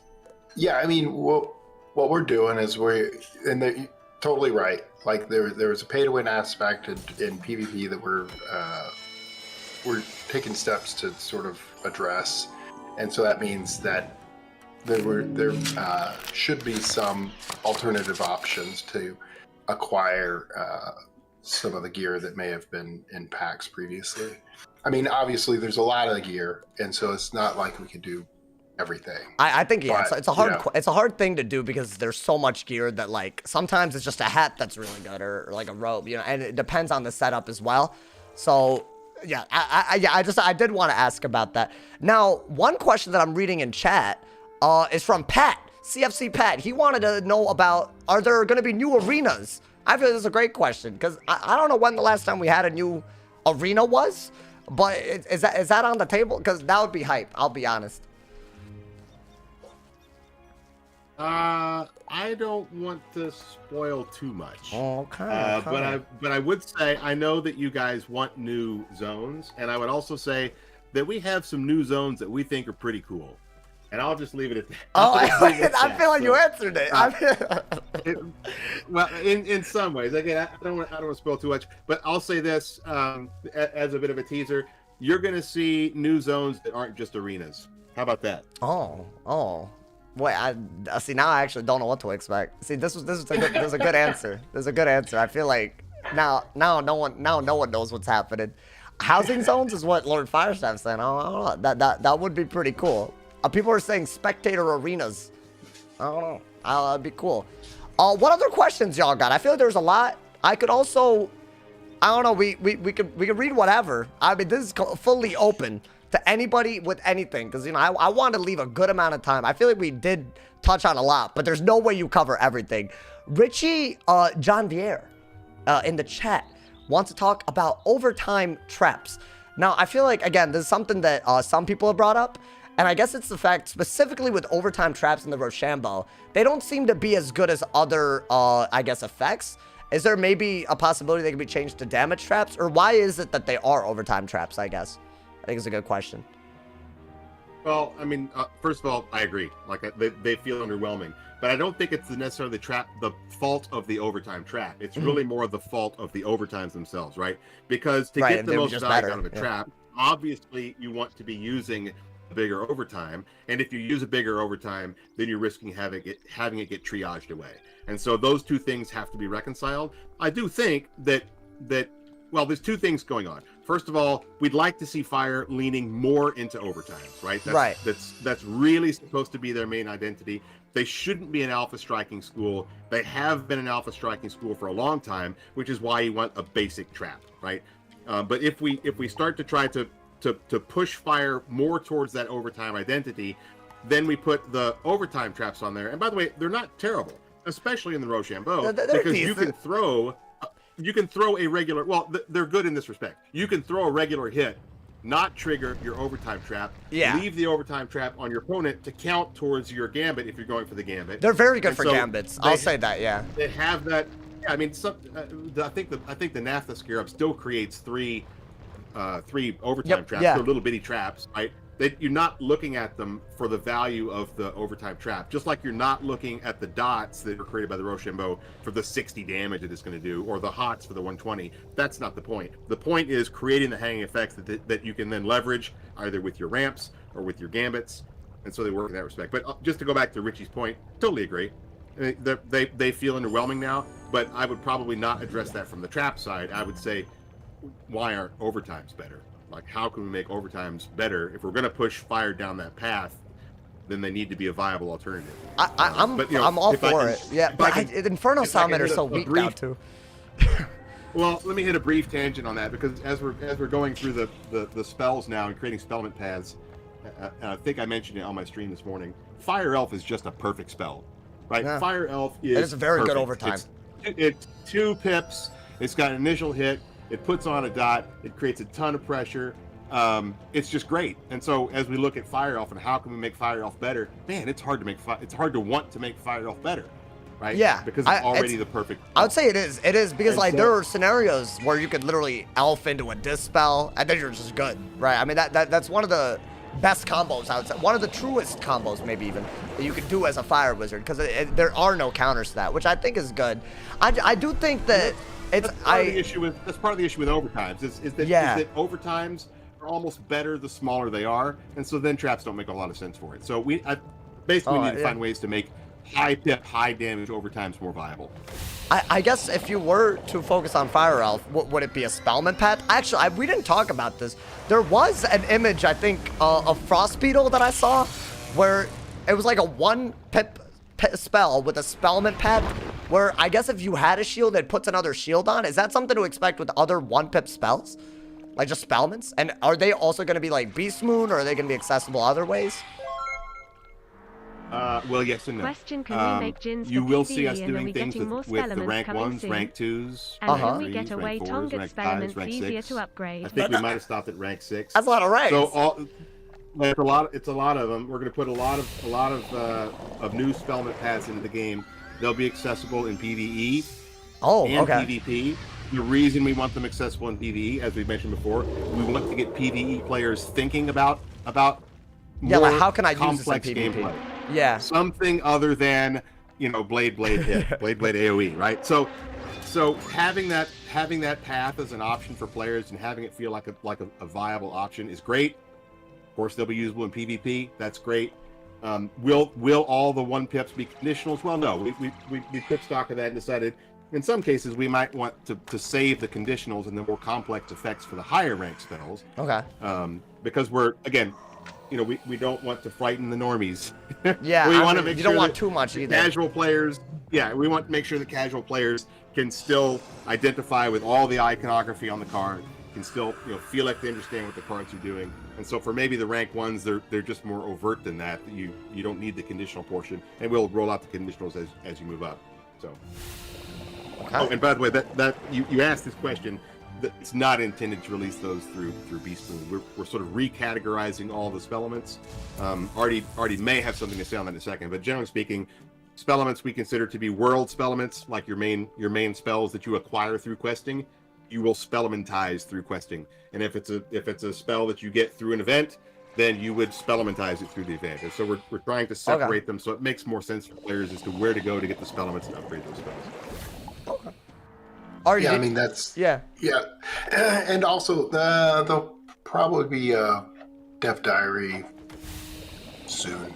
Oh, I'm okay. talking about some of this stuff, but yeah, and I've written a Dev Diary previously just about how we were taking a moment to sort of reassess the spellment's place in the game. Yeah. And I think the system's pretty cool, frankly. And so I was I wanted to find more places where it could be used. And then I do want to try to make it as intuitive as possible to the player to say, to kind of know where to pursue a spellment. Like if they want to get more of them, where can they go to get them? And so it's about, categorizing them as Ratbeard was saying, and then managing the sources based on its category. And so the world spell elements, as we're referring to them as, are more about spells that you encounter during normal progression. Yeah. It's going to be stuff that'll be, you know, eventually working against the mobs there and things like that. And so, yeah, and this is going to be a long-term process, and you know, we'll make the changes not as quickly, but we'll make it in a deliberate way. And then we still have to be able to take a moment and reassess what we've done based on the feedback from the community as to, you know, do we need to make adjustments? Do we need to make fixes and things like that? So, you know, we'll take it as it comes, basically. I mean, that sounds a lot better than what we have now, because I just feel like any extra way to get spellments is always, I think everyone would like it, especially when it's not in a pack. I think the PvE hard mode with spellments could be, I don't know, like a cool thing. I don't know, that's just coming from me, I guess. I don't know. What I do just want to mention like a couple of things real quick. So, right, in terms of like, one of the challenges we were having is sort of, how can we present options during a PvE that might make for a more interesting and challenging experience for those who want it, while not interfering with those who don't. I mean, there's a lot of appeal to having Wizard kind of as a casual game where you like the stories, you find it funny, and you like exploring and things like that. And so, a low stress environment, we don't want to get rid of that for sure. Mm-hmm. And so, but at the same time, like if you want something that's a bit more, I guess it has more breadth and depth than that. Then we want to give you that opportunity to opt into that as a way to.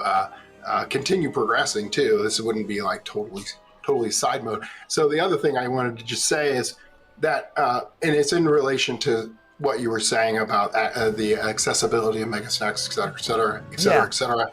Spellments, are similar, right? They're a desirable thing that people want to get, and so what we have to do is we need to understand its value and the level of effort to acquire, and then provide players multiple avenues to get what they're interested in so that they can choose the way that they acquire these things in a way that they enjoy the most. You know, some people don't like crafting, some people don't like gardening, some people don't like the events, some people don't like Beast Moon. I mean, I don't know why it's the greatest thing ever, but I was a Beast Moon hater, I'll be honest. I've recently been out Beast Moon. I don't mind it these days, but I was a Beast Moon hater. But so how we're handling spell elements is kind of and gear also to an extent as we start working on that. How we handle spell elements economically in terms of how people get them and the variety of ways they can get them is sort of a indication of where we want to take other areas of the game. It just takes time for us to get to all those things. So yeah, I think that's a hard question because I think there's one point that I feel like more recently I've started to grasp. I think it's hard to know between balancing things like that because like some people have one wizard and some people have 7 wizards, and you don't want people that have one wizard to just be done too easily. But that sometimes makes someone having multiple wizards like very, very hard. So I feel like there's that. Do we have more questions in the chat? I feel that there were a few, but I think I missed them, and I apologize. And I think I have a few, but if anybody wants to, bring up Forge Goblin, even though it's 2 cards, it's 2 OP. I feel like this is an interesting one. I guess, yeah, like, what would you say are the role of item cards? Because I feel like, on one hand, we see a lot of item cards, especially on pets, banned, like a 90 Efreet, for example, the 4-pip Talos, for example, right? But on the other hand, there's still, like, a pet like the Forge Goblin, which infinitely removes shields, right? Like, is this, like, a work in progress? Or should there be item cards that are good for one use? Because it is like a one-type use, maybe? Yeah, I mean, I like that approach. And generally speaking, it certainly in recent times, right, we respond to item card bans almost, from the meta and from the way that players give us feedback. The last sort of round that we did, there were a few item cards that were really making low-level PvP difficult. Yeah, like so we removed them. I remember that update. Yeah. We now have the ability to set a level requirement on those, and so we can bring those back. If you're a low-level player and you have opinions on item cards that you'd like to see come back, please reach out to me and let me know. We'll take a look at it. And in some cases, it may just be a matter of rebalancing the card. Like when we did our spell audits, our main focus was on the spells that you learn in the game, sort of your permanent spells. And we've been slowly auditing some of the treasure cards, slowly auditing some of the item cards, and we'll front look. There's just so many, we can't do them all. It's like a case by case, right? Yeah, it would kill the devs and it would kill QA, but we're open to changing that stuff. So just let us know. But I've heard you talk about item cards before, and I like your take on it. Like, I think having a couple of item cards, well, certainly it makes gear chase more interesting, right? Yeah. Taking a piece of gear, like the Dragoons, those 4-pip hits, okay, they're crazy. I think they're overtuned, but they're so much fun, right? They're fun, exactly. 4-pip, the 4-pip high-level spell feels cool. It's limited. I'm down for that, absolutely. Like they're enchanted essentially, right? So like you could brim or something. As long as it doesn't break the meta, yeah, I'm open to it, and I'm open to the idea that they can be more powerful because the copies, the copy count is restricted. So I'm down for that. And honestly, it comes down to just letting the players, to me, that's where I want to hear the players. Tell us what you want. Give us a list. We'll listen on that kind of stuff. Maybe I'll make a video too. Especially. Well, there you go. Yeah. Actually, I think there's a lot of. I think James the Ace is in the chat right now. I think he has very strong opinions on this. Some pretty W takes. I'll be honest.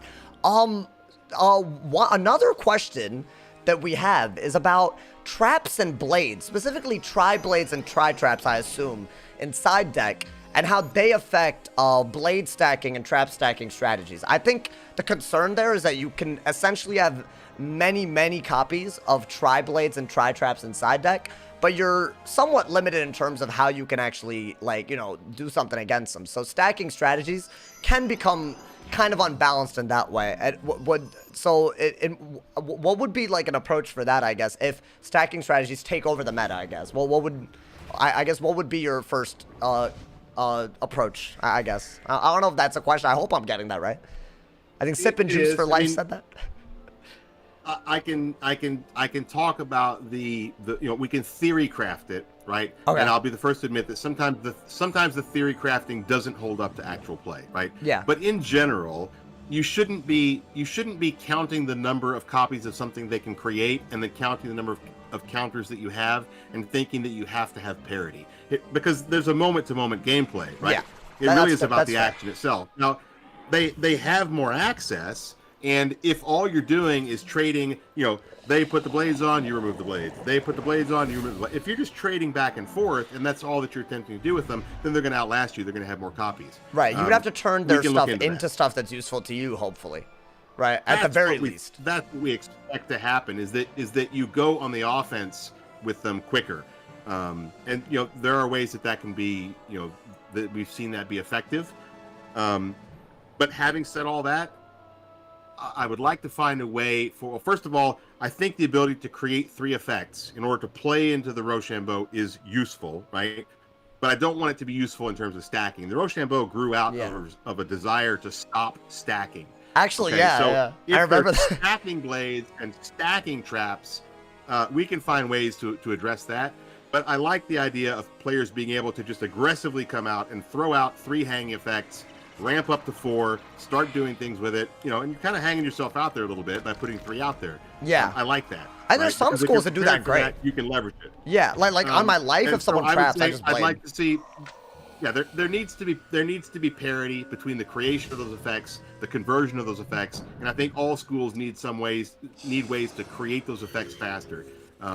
There's not really a comparable way to create hots and dots at the same speed that people are creating, shields and blades, for example, thanks to the tri-blade. So, I mean, it's a, the players are not wrong. I see you guys struggling to counter those things. I would say there's probably a bit of truth to both sides. One is, I think you need to go on the offense faster. Punishing the trap stackers worked for a while until the Jades started trap stacking. Yeah, right? Because the solution to stacking was to kill them before they could pull it off, and so the Jades kind of pivoted to trap stacking. So you can't chip them down fast enough to kill them, and then they outlast you, and then they smack you. I've seen that happen to you so many times I lost count. Although I think you had some success. Yeah, I think you had some success eventually packing single school storm shields. That's the only thing that worked for me. Yeah, it's just single storm shield. I do have another teaser for you, Sauce. I totally forgot. Oh, there's another. I got word today from our programmer that we can fix the blade gambits. His code work is done, so probably tomorrow I'll be fixing those. So fingers crossed that work is done. And wow! The blade gambits. Will be, this is big news. Addressed. Okay, so they're gonna be coming back. We still got to see what we break. I mean, that was all. The issue was not how long it would take. He did it really fast. It was always a quick fix for him to fix. But he let us know up front. He's like, if I change the way these work, there's going to be a lot of stuff that breaks, and you guys are on the hook for fixing it. And so finally, we just said, all right, we'll take the load of fixing it, and so it's in. So fixing the blade gambits is going to take maybe 10 minutes tops. It'll take me longer to test them than it will to change them. The question is, what are we going to break in the meantime? I hope it works. I'll find those and fix those though. Knock on wood. Y'all, we actually have a quick giveaway for 2.5k crowns. I'm going to leave the last... I actually had these... The shout out to Spark for these. Thank you again to King Zal for helping out with this. I'm going to put a code in the chat, but there's going to be a question mark. So guess the last digit. When you put it into CAD, I'm going to be doing these rapid fire between each of the viewer questions. So there you go. This is the place to be. There you go. Enjoy. I think there's another question on pet and mount stitching. Because again, this would be, I guess, something that makes, I mean, it's a small part of PvP, but not that small, right? Is there anything in terms of that might be coming? Just like, as in like you have one pet body, but you can stitch it onto another pet body, or if you have one mount specifically and you can stitch it onto another mount. So have the stats of one, appearance of the other. Artie, you want to take that one? There are no plans for that yet. I mean, yeah, no plans. Sorry. Just, current efforts are elsewhere. And so, like, it is in the backlog. So, I know it's there. It's just not something we're currently considering, given the other things that we're attempting to do. Okay. I mean, yeah. I always say that pet stitching is called hatching. I know that's not entirely true. Yeah, I think that's fair. But I don't know. At the same time, I just feel like it would save some effort. But no, that's totally fair. That's totally fair. Another question we have from chat is from Swaz.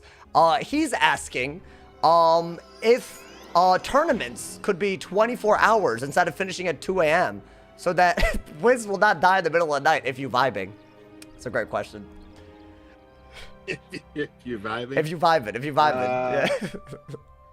Maybe. I guess the answer to that is maybe. I'd have to go back and look at why they were ending at 2 a.m. in the first place. Okay. Maybe they were trying to make sure that they weren't ending too close to a server maintenance. At 2 a.m. This would make Wiz not die in the middle of the night if you vibing. In the middle of a match. Okay. So maybe they just want to make sure that we cleared everybody out before that happened. So I'd have to, again, that's one of those fences that I wouldn't kick down without asking some questions first as to why it's set that way. Okay. I mean, yeah, that seems like a straightforward thing. I'm dropping another code. There you guys go. There's a question mark at the beginning of it now. Good luck. There you go, dude. I'm doing this rapid fire. I hope you guys don't mind. Keep it like that. It stops people from. Okay, Mohit wants it like that, so people don't play too much Wiz. Rotozap in the chat is asking, have they considered implementing search cards similar to other trading card games? I guess that would mean, like, could there be a way to, like, I guess, organize sub portions of your deck, right? Is it Rotozap? Am I getting that right? I hope I'm getting it right. Like a search function. I think he's got it. I mean, if for all the Magic the Gathering players in the chat, he's talking about Demonic Tutor. Which is a card that you play that lets you search through your deck and pull out a card that you want, or something similar to that, right? And so we have talked about that. I'm not sure. I mean, everything is possible with code. We don't have any code that would support anything like that right now. But I can say, Artie actually has worked on Magic the Gathering in the past. I can't fit all the details in one super chat rolling on the floor. He has his finger on the pulse of a lot of those mechanics, and there's a lot of those we'd like to bring over. We'd like to bring over library searches. We'd like to bring over a millstone, which is a card that takes cards from your deck and discards them before you can use them. We'd like to look into cards that force you to discard from your hands. There's all kinds of mechanics. Like deck manipulation sort of stuff. Yeah, deck manipulation. Some of the stuff is difficult, right? Things that actually add cards to your hand is a little bit more difficult for us just because our screen real estate, to some degree, we're locked into min specs, right? And so there's only so much real estate on the screen that we can occupy with the cards. And so some of these changes, like creating a spell effect, actually creates UI effects for us, right? And so it becomes more complicated. And like anything is possible, right? But it's always a question of level of effort and whether our efforts might be better spent somewhere else. Yeah, right? I mean that would be a big change. Programming time to make it, yeah, and UI changes. So well, I think when we were talking about deck failing and things like that, that was a way that we can mitigate it is by having scrying effects or fishing cards. It's it would be like the next card I draw is one of my damage cards or one of my healing cards or whatever, those could be things that we could do, but those aren't effects we have now. Those are just something that we can use to help players mitigate deck failure. Like when we were talking about it, it was also in the context of larger decks, and so if it's bigger, you can search. Then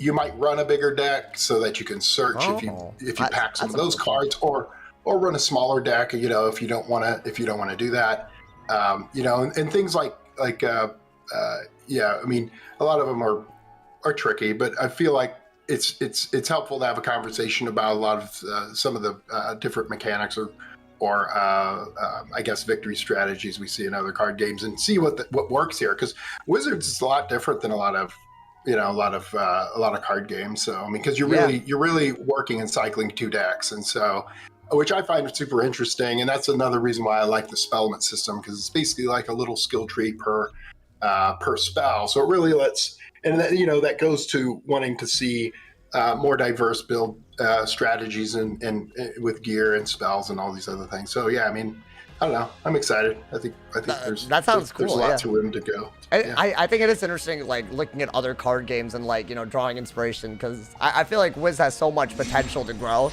Just with even like things like that, like that's not a small thing. Even though you would use it in a small way, I know that's like a big change. Another question that we got from Ashriel, and I guess we kind of did touch on this, but any plans on implementing a re-rolling of a manifested pet talent for gold or crowns? I mean, that's, I guess, could pet training, I guess, could you re-roll a pet talent, I guess? Is that, I guess, again, that's a feature that might be hard to implement, but I think it would be very helpful. Yeah, I talked to Gary some about different ways to help give players some options for customizing their pets. We talked about like different things, like some things I thought might be cool is like, you know, an elixir that might have an exclusive talent to it or something, and you can use it to replace a talent maybe. Oh, okay. Or like what you're saying is just sort of unlock or either, just unlock a talent or something. Maybe it just de-levels your pet or something, and then or re-rolls or kind of whatever. I mean, we have talked about those sorts of things. They're all kind of in the backlog, and yeah, I mean, we are looking. I mean, we find the pet system really compelling because it's a, you know, it's a customizable piece of yeah. I mean, pet training is fun. It is fun. Yeah, it's a great side activity. And you know, we took some steps to try to make it a bit more enjoyable. I still think it's a fairly opaque system, so it's hard for players to grok what's happening. And so there's a lot of things we can do to kind of make it make that experience a bit better. So yeah, but we have talked about some of those sorts of things. Okay, that's amazing. Let's see. I hope I'm not missing anything. Some people are asking questions that we have covered. I want to make sure that I cover things that we haven't talked about. Hopefully you guys don't mind. I think this is a very, very interesting one. I guess people want an increase in hand limit. Could that be a part of it, I guess, too? In PvP. That's a very, like, instead of, I guess, 7 cards, could 8 cards be on the table? Or not, you know, so you can cycle one better, I guess. Yeah, that's the one I talked about earlier. So increasing the hand size means making room on the screen for an additional card. Oh, and okay, so that's what you, okay, yeah. It creates you know, certain complications for art, just for the UI itself. Okay. And so again, anything is possible. The question is whether you know, we may have other easier to implement features that wouldn't require us to do that, right? Gotcha. So if we were picking between two, we might just say, you know what, let's do discards instead because that doesn't take any space, or let's do, you know, library fishing since that doesn't take up any additional space. So. Okay. All right. So that was the point on the UI specifically. Okay. I mean, yeah, I guess that is like the logical thing, right? The way it looks would have to be the first like thing. This is a topic that seems to be brought up a lot. Don't worry, y'all. I have read the chat, but y'all spam it a little bit. You know, be careful. I think people want to talk about people who are muted in PvP. Definitely, you know, we did touch a little bit on this, right? Like, you want to make sure that toxicity in PvP is addressed. And I think a lot of people that were muted were able to contact support to maybe get their mute lifted. Is that maybe with the sanction system, would that maybe be lifted, or is that more of a permanent thing? I mean, that's something that comes out of customer support. Mm-hmm. And, you know, generally speaking, what I observe from players sort of reinforces the fact that it was a good idea, right? We would hear from players, I didn't care about my mute, but I really care that I can't PvP. Yeah. And so, I mean, from the customer support side, you know, if customer support wants to encourage players, right, through consequences, it certainly seems to be working. I do think, like, one thing... I would just leave it at that. Right. Yeah, I can definitely see, like, why you now have an incentive to not be toxic. That's totally, like, that's, I think, a very realistic thing. I guess we don't know the numbers. I guess if someone made a mistake many years ago, and then it wasn't related to PP, and then they can't queue, I guess that's kind of where people are coming from. But I guess there is a way for them to reach out, right? Like, there is. Yeah, like, and we work close with customer service on this, right? Okay, so, yeah. Like, and so they were aware what we were doing. They were fully in support of it, and they were ready to handle and process appeals. And a lot of the appeals, you know, like they said, they'll review the case history on the account, and then, you know, either lift the sanction or not based on the accumulation of bad behavior, yeah. Which is what the infraction system is going to do the same thing, except it's going to do it automatically. I mean, basically, if you're a bad actor anywhere in our, you know, for lack of a better term, like theme park, you know, you get ejected from the theme park. I mean, that's basically kind of how it works. And so, if you don't want to risk full access, then, just be nice to people. And certainly if you're going to reach out to customer support, because I've seen some of the emails they have to handle, be nice to those guys. I mean, they're the ones who are going to lift the ban. I mean, why would you go and attack those guys? I mean, that's the last person you want to attack. But I would hope that they're like, they're smart about it. Like, I feel like if I was reaching out, yeah. So I'm glad there is something in place. And I mean, it's not automated right now, right? Just to, I guess, for people to know, I don't think you could actually be banned from queuing unless you got a mute that wasn't automated, right? As in, like, someone personally put it on you. Oh, someone's yelling outside. I don't know if my mic's catching that. But, okay. I don't know if already caught there. I can say that the system is designed to be, is not designed to be too sensitive to infractions, but you need to watch your behavior. Yeah. At this point, we looked at the people who would be affected by this, so we had an idea of how many people we were potentially affecting by this, and for the most part, I mean, it's been months since that happened. So if you had a months-long ban, some of you folks who weren't able to have it lifted may be back now, and if you have a years-long ban, there are reasons for that. If it dates back to when you were 10 or whatever happens, then reach out to customer support, ask them to review the account. They will look and see what you did, and they'll make a determination at that time. Yeah, I was an edgy 10-year-old. I'll be honest. I was one of those. I used to do that thing. It's embarrassing. Whenever people were on a sigil, I used to go into the sigil, like pretending that I would go in with them and then just leave. And I thought it was so funny. I don't know why. And it was just. I don't do that nowadays, it's been a while, it's been a while, but that was very toxic. You. I was that guy. I was like, I was a degenerate on Wizard101. I don't know why. I'll be honest. I can understand mistakes made years ago. That's all, Yeah, that is toxic, right? See, yeah, I'm exposing myself. That was, it was bad. It was, I don't know. It's just, there's something about it, They're just going to the sigil and they really think you're going in with them. But anyways, that's ridiculous. I apologize for that. I just want to get it off my chest, man. Let's see. I think we do got a few more questions. Wild William has been asking this whole time. Thank you for being patient, William. I appreciate you, man. He's asking about myth minions and whether they deserve a buff or not. And I think that some myth minions are much better than others, right? Like Gala minion, goated.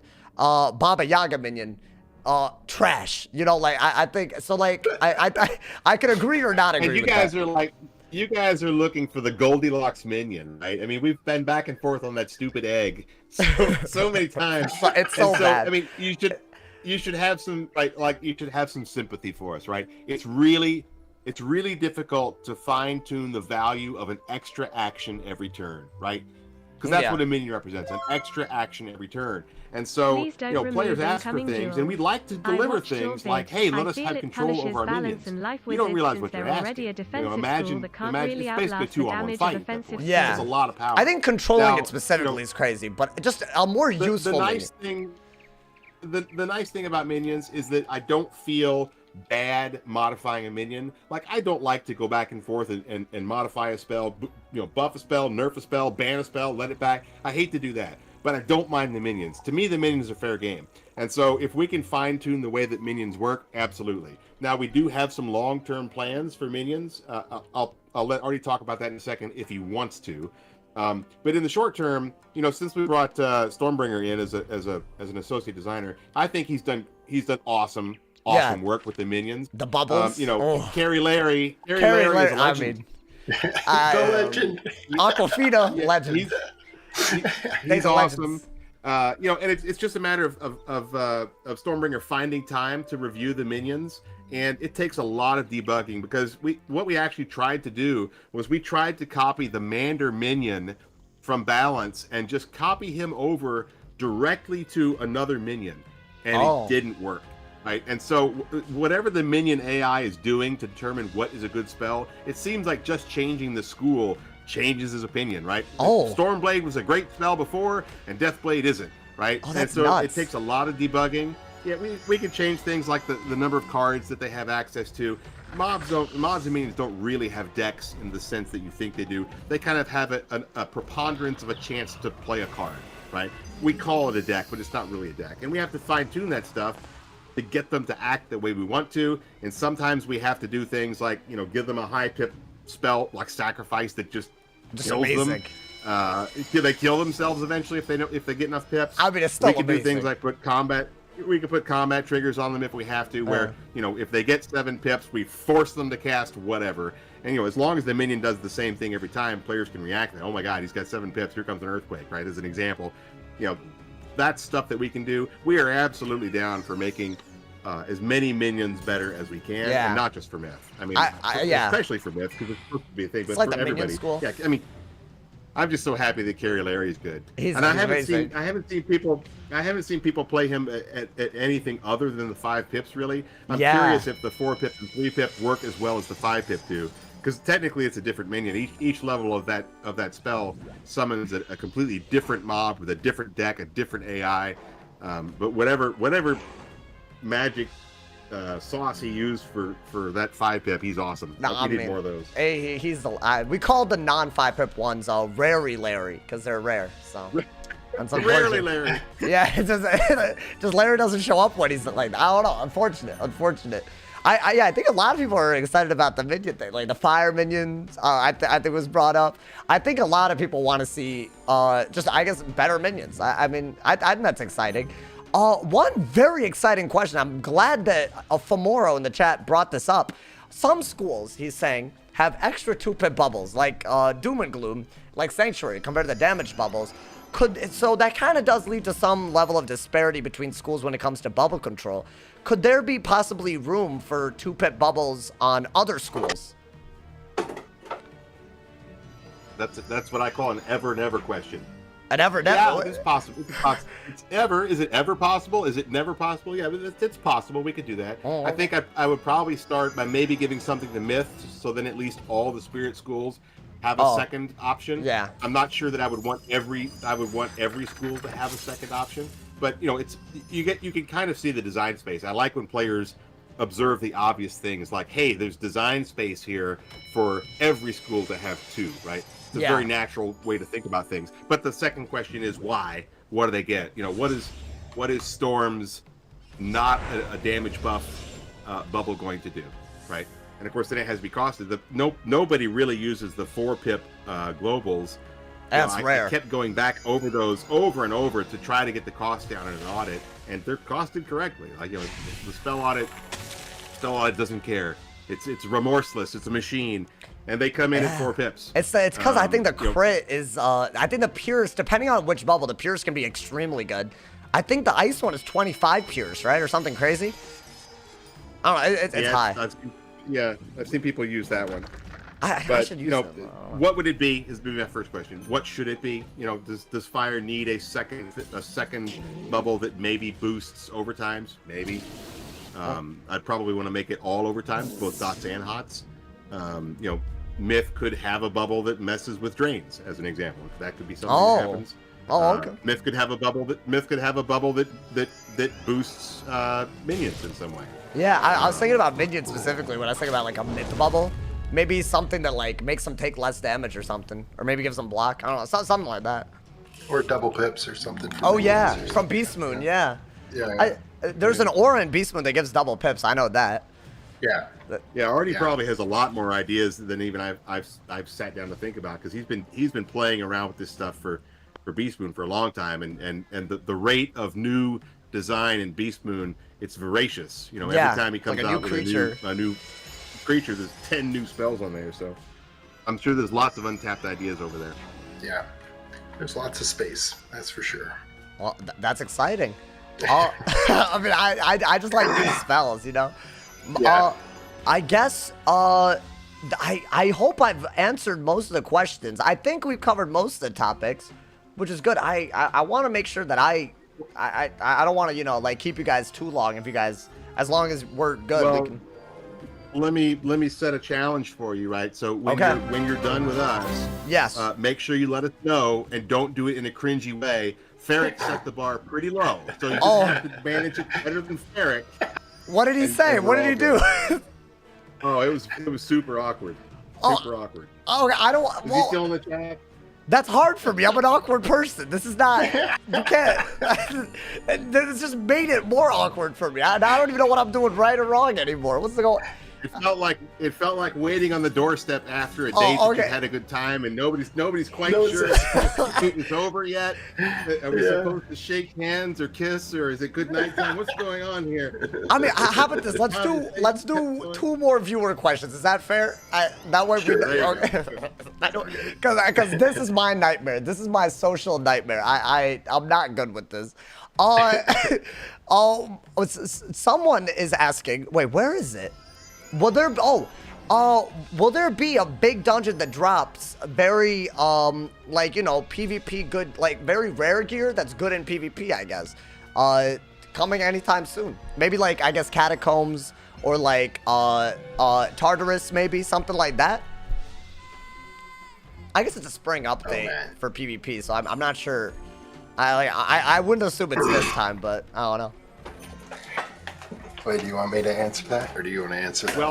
Well, I'll you can answer it, but I'll first say that you know, I would not necessarily look at the spring update as for PvP. Okay. As you know, we have a lot of players who don't PvP, so there I just will heard the be 5th stuff stage for thing, PvE. you know. Yeah, there will be stuff for PvE players to do in the awesome. spring update, and then we'll hand it off to Artie to talk about it. Yeah, I mean, I may have mentioned it before that we're reviewing all the gear, so like 30,000 pieces, you know, and so we're looking at. I mean, I don't like calling it a gear audit because it's not like we're going to audit every single piece of gear, but we kind of need to look at the landscape, the gear's landscape, to understand how's best to move forward. And some of that means looking also to improve the sort of gear acquisition experience through PvE. And, you know, one of the running themes here has been we're attempting to make PvP and PvE, the combat experience, similar. So what that'll mean is that spells good for PvE should also be good for PvP and vice versa. And then the same would hold for gear. So gear we create in anticipation of the PvE heart or whatever, and it's interacting with the Rochambeau as all the spells will and the mobs eventually will. Well, that gear should also be better in PvP. Yeah. And so right now we're creating a model for that type of gear, and you know we're hoping to roll some of the first version of that sort of stuff in the spring update. So. Oh wow! Okay. Yeah, that was a good question then. Gear. Yeah, so there should be some gear options for each of our planned leagues that will be good in PvP and should be also good in PvE. Okay. Wow, I'm just dropping stuff. Like I don't even know how to process some of this. That's very exciting.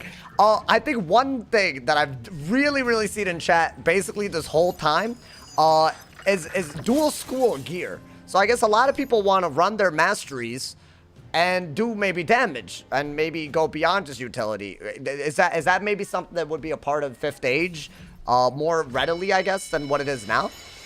Absolutely. Well, I mean, there's an easy answer to that. So are we talking damage or like other stats, or I guess damage would be a big one, but all stats. Oh, all stats. I would say whatever you think a player needs in order to be viable in as a dual school wizard is what you're gonna get. Oh, okay. I mean, that's pretty broad, which is why I think that's why it's a good question. Well, and that's our goal, right? Well, yeah, and what you need to be aware of is the magnitude of what we're talking about, right? Because, you know, that means there's going to be just the permutations of primary, secondary school gear with the variety of with some stat variety and value variety. Yeah. What we're trying to do is create a more I guess vibrant meta, a more interesting meta where you may see a whole variety of different sort of stat builds and tech builds and things like that. And in order to do that, we need to provide players with meaningful choices based on whatever sort of school strategy they want to try to employ, whatever it is. And so, we're looking at every stat and reevaluating its role in the game in general. And then we're placing a focus on those stats that are obviously desirable now. And then we're looking at ways that we can bolster some of stats that may have fallen to the wayside over the years. And so, it's a massive undertaking, and it's a challenge, and so. But we're trying to get it done. There's a ton of gear, and it's a process, right? So we're not going to overhaul 30,000 plus pieces of gear all at once. It's not something that we're going to do. It's very hard. So what you should see us doing is we can look at the places that players generally find the gear to be either more interesting, perhaps too interesting, or less interesting. And then we can provide you some options of those places so that players have more interesting places to go for gear. And over time, we will continue to add that stuff right to the game. So you may not necessarily know the 3 or 4 gear sets that are have to haves. Right? Oh. Maybe we can make some other stuff that's interesting. I bet this is like music to my ears, because like to me, I feel like if I see someone with a mastery right now, I can almost already tell like what's in their inventory, what their game plan is, and I feel like that's not ideal, right? Like if you know their skill and mastery, there should be more room for what they might do. Are they going to be using hits with that mastery? Are they just going to be using utilities? Are they going to do something in the middle, right? Like I feel like it would be so interesting, because then you would never really know what to expect out of a match, I think. Yeah, and that's what Ben and I talked about at length before, which when we were talking about Rochambeau and maybe reconstructing the game's meta, is some suspenseful times in a match where you're trying to discern what sort of strategy is your opponent pursuing. Like I see it now sometimes, but it normally kind of happens at the beginning of the match and then you kind of figure it out. But right away, it should be something where and it should end up being potentially part of someone's game plan where they're trying to feint a direction to lead you to pivot in a direction, and then they'll redirect. They set up traps and stuff. Yeah. Yeah, and so that's sort of that's the goal, and that goal aligns with having gear that sort of enhances different aspects of combat. So you may, whether it's mitigation or damage or something else, so then a player can build a gear set in a school, and you may not know exactly where they're headed, and so which will lead to a lot of skill in the game about how you decide to pivot, when you decide to pivot, and then so I think it'll add some skill to how do you play. Would this be lower level PvP as well? Like with this gear, would it be accessible? Like let's say, I don't know, like Waterworks gear or something. Would that be a part of it? That's just an example, but it could be like like we're initially what we want to do is we're looking at the different leagues we plan to launch with and making sure that interesting gear options exist for those different leagues. So okay, whether it's technically, whether you guys consider it what we've picked as low level or not, that's debatable. Right. But whatever league we come out with, we're targeting gear for those leagues. That's the goal. Oh, and that's happening with the launch of 5th stage? Yeah. That's exciting. So wow. That's like a lot to expect. Oh, now. Well, just to say, y'all got me excited. We talked about this earlier, right? Like, I understand there's some frustrations, and Ben mentioned it. I mean, we can't be more appreciative of the people who sort of have been patient and sticking with us through this period. But we're really taking on a lot. And I know that that may not matter much to you all, because you're customers. You're looking at the final product. You're looking at how you're experiencing the game from day to day. And it's not an excuse or anything, but we're taking on a whole lot of things in this milestone. We've been pretty ambitious acknowledged it, that we've been very ambitious with what we're attempting to do, and so we're really hoping that it all comes together, and it is. I mean, it's coming together. It's just it's you know it's I mean, you know, it's been touch and go, but you know, we're doing our best. We hope you guys will like it, and you know, we hope it brings a lot of people back to PvP, and we hope to have like very interesting and full and diverse queues, which, like you mentioned, solves a lot of queue sniping problems, solves lots of problems. Yeah, that would solve a lot for me. Yeah. And so, you know. Oh, okay. Well, this has been an amazing. I mean, I hope we covered. I know it's impossible to cover everything that everybody wants, but I'm really thankful for you guys coming through. You know, I know. I'm also very grateful, chat, for being very respectful. I think people were very kind, very, you know, and especially with me, you know, like, you know, if it's me, it's gonna be scuffed somehow. But I feel like I loved this. This is really great. We got a lot of interesting information. I really enjoyed this convo. Artie, Ratbeard, Spark, if anyone wants to say anything to end off this portion of the stream, y'all can go ahead, whatever you want. Thanks. I don't know. I just, you know, I just see this one. I see now the awkwardness thing. Like you got it in my head. No, it's all good. It's all good. That was on me. It's all good. Can't believe No, this. we put a lot of effort in this, and we put a lot of time, and we've listened to the community a lot. And I know some of the other content creators have noticed that we take on board certain suggestions. We're always watching for ideas. Spark brings us to. Draws our attention to certain ideas. Everybody on the team does, and we take all that feedback seriously, and then we consider what fits into the larger, the bigger picture. What fits, what doesn't, and then what makes sense to do now versus what makes sense to kind of wait and see. So yeah, I appreciate everybody being engaged in PvP and all this other stuff. I mean, despite the frustrations, everything, your effort and patience hopefully will pay off into being improving the experience in general. And yeah, I see a lot of potential in Wizard PvP. And now it's just we got to make it so people will come and play it. So I'm pretty excited. You know, like I said, we've been working on it since the end of summer, and I mean, not only you've that. been working on it. No. Well, yeah. I've been working on it since the end of summer. Yeah, I mean, yeah, Ratbeard's been working on it for longer. But I mean, I'm excited, you know, and just, you know, we did everything to make the experience better for you guys based off of what we hear from you guys and what we decide ourselves.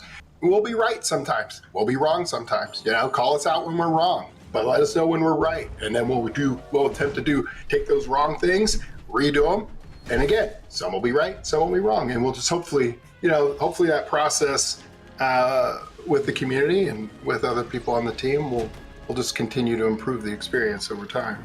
Yeah, I couldn't say thanks. that I had fun. Yeah, I had fun.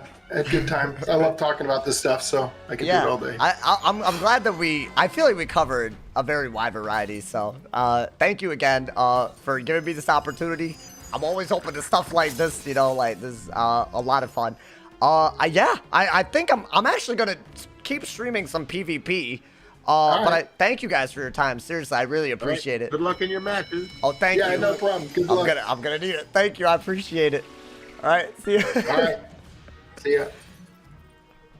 Y'all, that was a lot of fun, man. I really enjoyed that, man. I'll be honest. I don't know. I'm sorry if the introduction was quick, but hey, for everyone who stayed here, it was a big stream.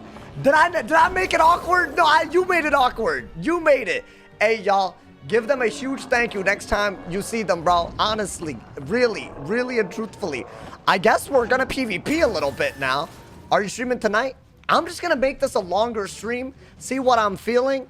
If I feel like, you know, like I cannot make it, then whatever. But I was thinking of uploading the stream anyways. So I thought, you know, why not just keep PvPing? Yes? No? Maybe? A whole day of sauce? I don't know, man. Maybe. I have no idea, bro. I am gonna upload the stream anyways. I got a couple more codes that I wasn't able to give away, so I'm definitely gonna give them away. But I don't know. I thought I'll do some PvP, bro. I thought I'll do some PvP. Why not? Keep going. Why not, bro? Let's do it. What were y'all's opinions on the roundtable? Let me know. Let me know. I'll be honest, bro. Y'all's questions were goated. I really mean this. Whoever, if you asked, I wanted to read all of them, but it's not possible, bro. Y'all, I will say this. Don't be a doomer either, bro. You just heard about 5th Age coming. Heard about all the new gear that's coming. Come on, man. That's something you gotta be a little excited. I can't believe how man just dropped in and been like, yo, do you care? I was like, what? What do you mean do I care? This is like my life. What do you mean do I care? I can't believe it, bro. Hey, that's mad exciting. What a reveal, actually, bro. I don't know when the spring update is gonna be. That's the thing. I don't know when it's gonna be. So, whenever that is, I guess we're excited. 2 weeks? Oh, man, did not say 2 weeks. What you talking about, bro? What you talking about? I don't know, man. Are they making this now until the normal-ish 10:30? I think I'm just gonna stream through, bro. My man's Jay said, I guarantee if Thomas did not make bank playing Wiz, he would not play. You're wrong. You're wrong, bro. I like this game. I actually do enjoy it. Even honestly, maybe the queue's gonna be like different. I did not think about that. Is the chat working? How in the world is this working? We out here, bro. We actually out here, bro. Nah, like, I like the game a little too much, bro. Do you turn British mid-sentence? I mean, I had to, bro. I had to. I'm hoping, wait, I should not queue up. I'm a balance. I'll be honest. Yeah, I'm just gonna do some PvP like I normally would. I know, it's different. Listen, bro, we doing a long stream. Lurkers Unite. Did the cover Pirate 101 updates? No, it wasn't a Pirate 101 stream. Not gonna lie, I took my man's comment wrong. Yo, for a second I was like, oh, I mean, how do I answer this? Like, yeah, I care. I thought she was being sarcastic. I was like, bruh, what? Nah, but that was goated though. That was goated, bro. I'm so excited. I'm actually, because I honestly didn't think 5th Age would be this spring update at all, if I'm being honest. Can we get a recap? I'll make a video talking about the recap, like talking about all of it. It should be exciting. Like in the middle of the PvP roundtable. I was like, what? Oh, no, but that was actually goated beyond belief. And the animation, bro. I can't believe that. My ass, I didn't even look at it. You know, man? I can't believe it. But no, it's really, really dope. I'm very excited about it, bro. The stream snipers be caught off guard because you're PvPing early. I mean, let's be honest, bro. Let's be honest. I'm gonna get caught lacking. I'm gonna get caught lacking, bro. Do you take notes for the update video? No, but I experienced it, so I'm good. What you talking about? I was here, so no, you're wrong. What are you talking about, bro? I don't know, man. I wish we could cast spells like Brandon. I mean, I'm just happy to like have something new upcoming, bro. Also, this is a big magnitude change. They're talking about gear and a new age. Which, bro, that's a lot. That's not a small bit. There's something for PvE players, too, if they're really focusing on specific gear that people actively seek. You know, man? I don't know. So that's pretty exciting.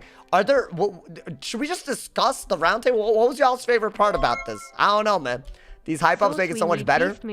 There will be reveals coming. I will try to do more reveals on the channel if I can. I don't know.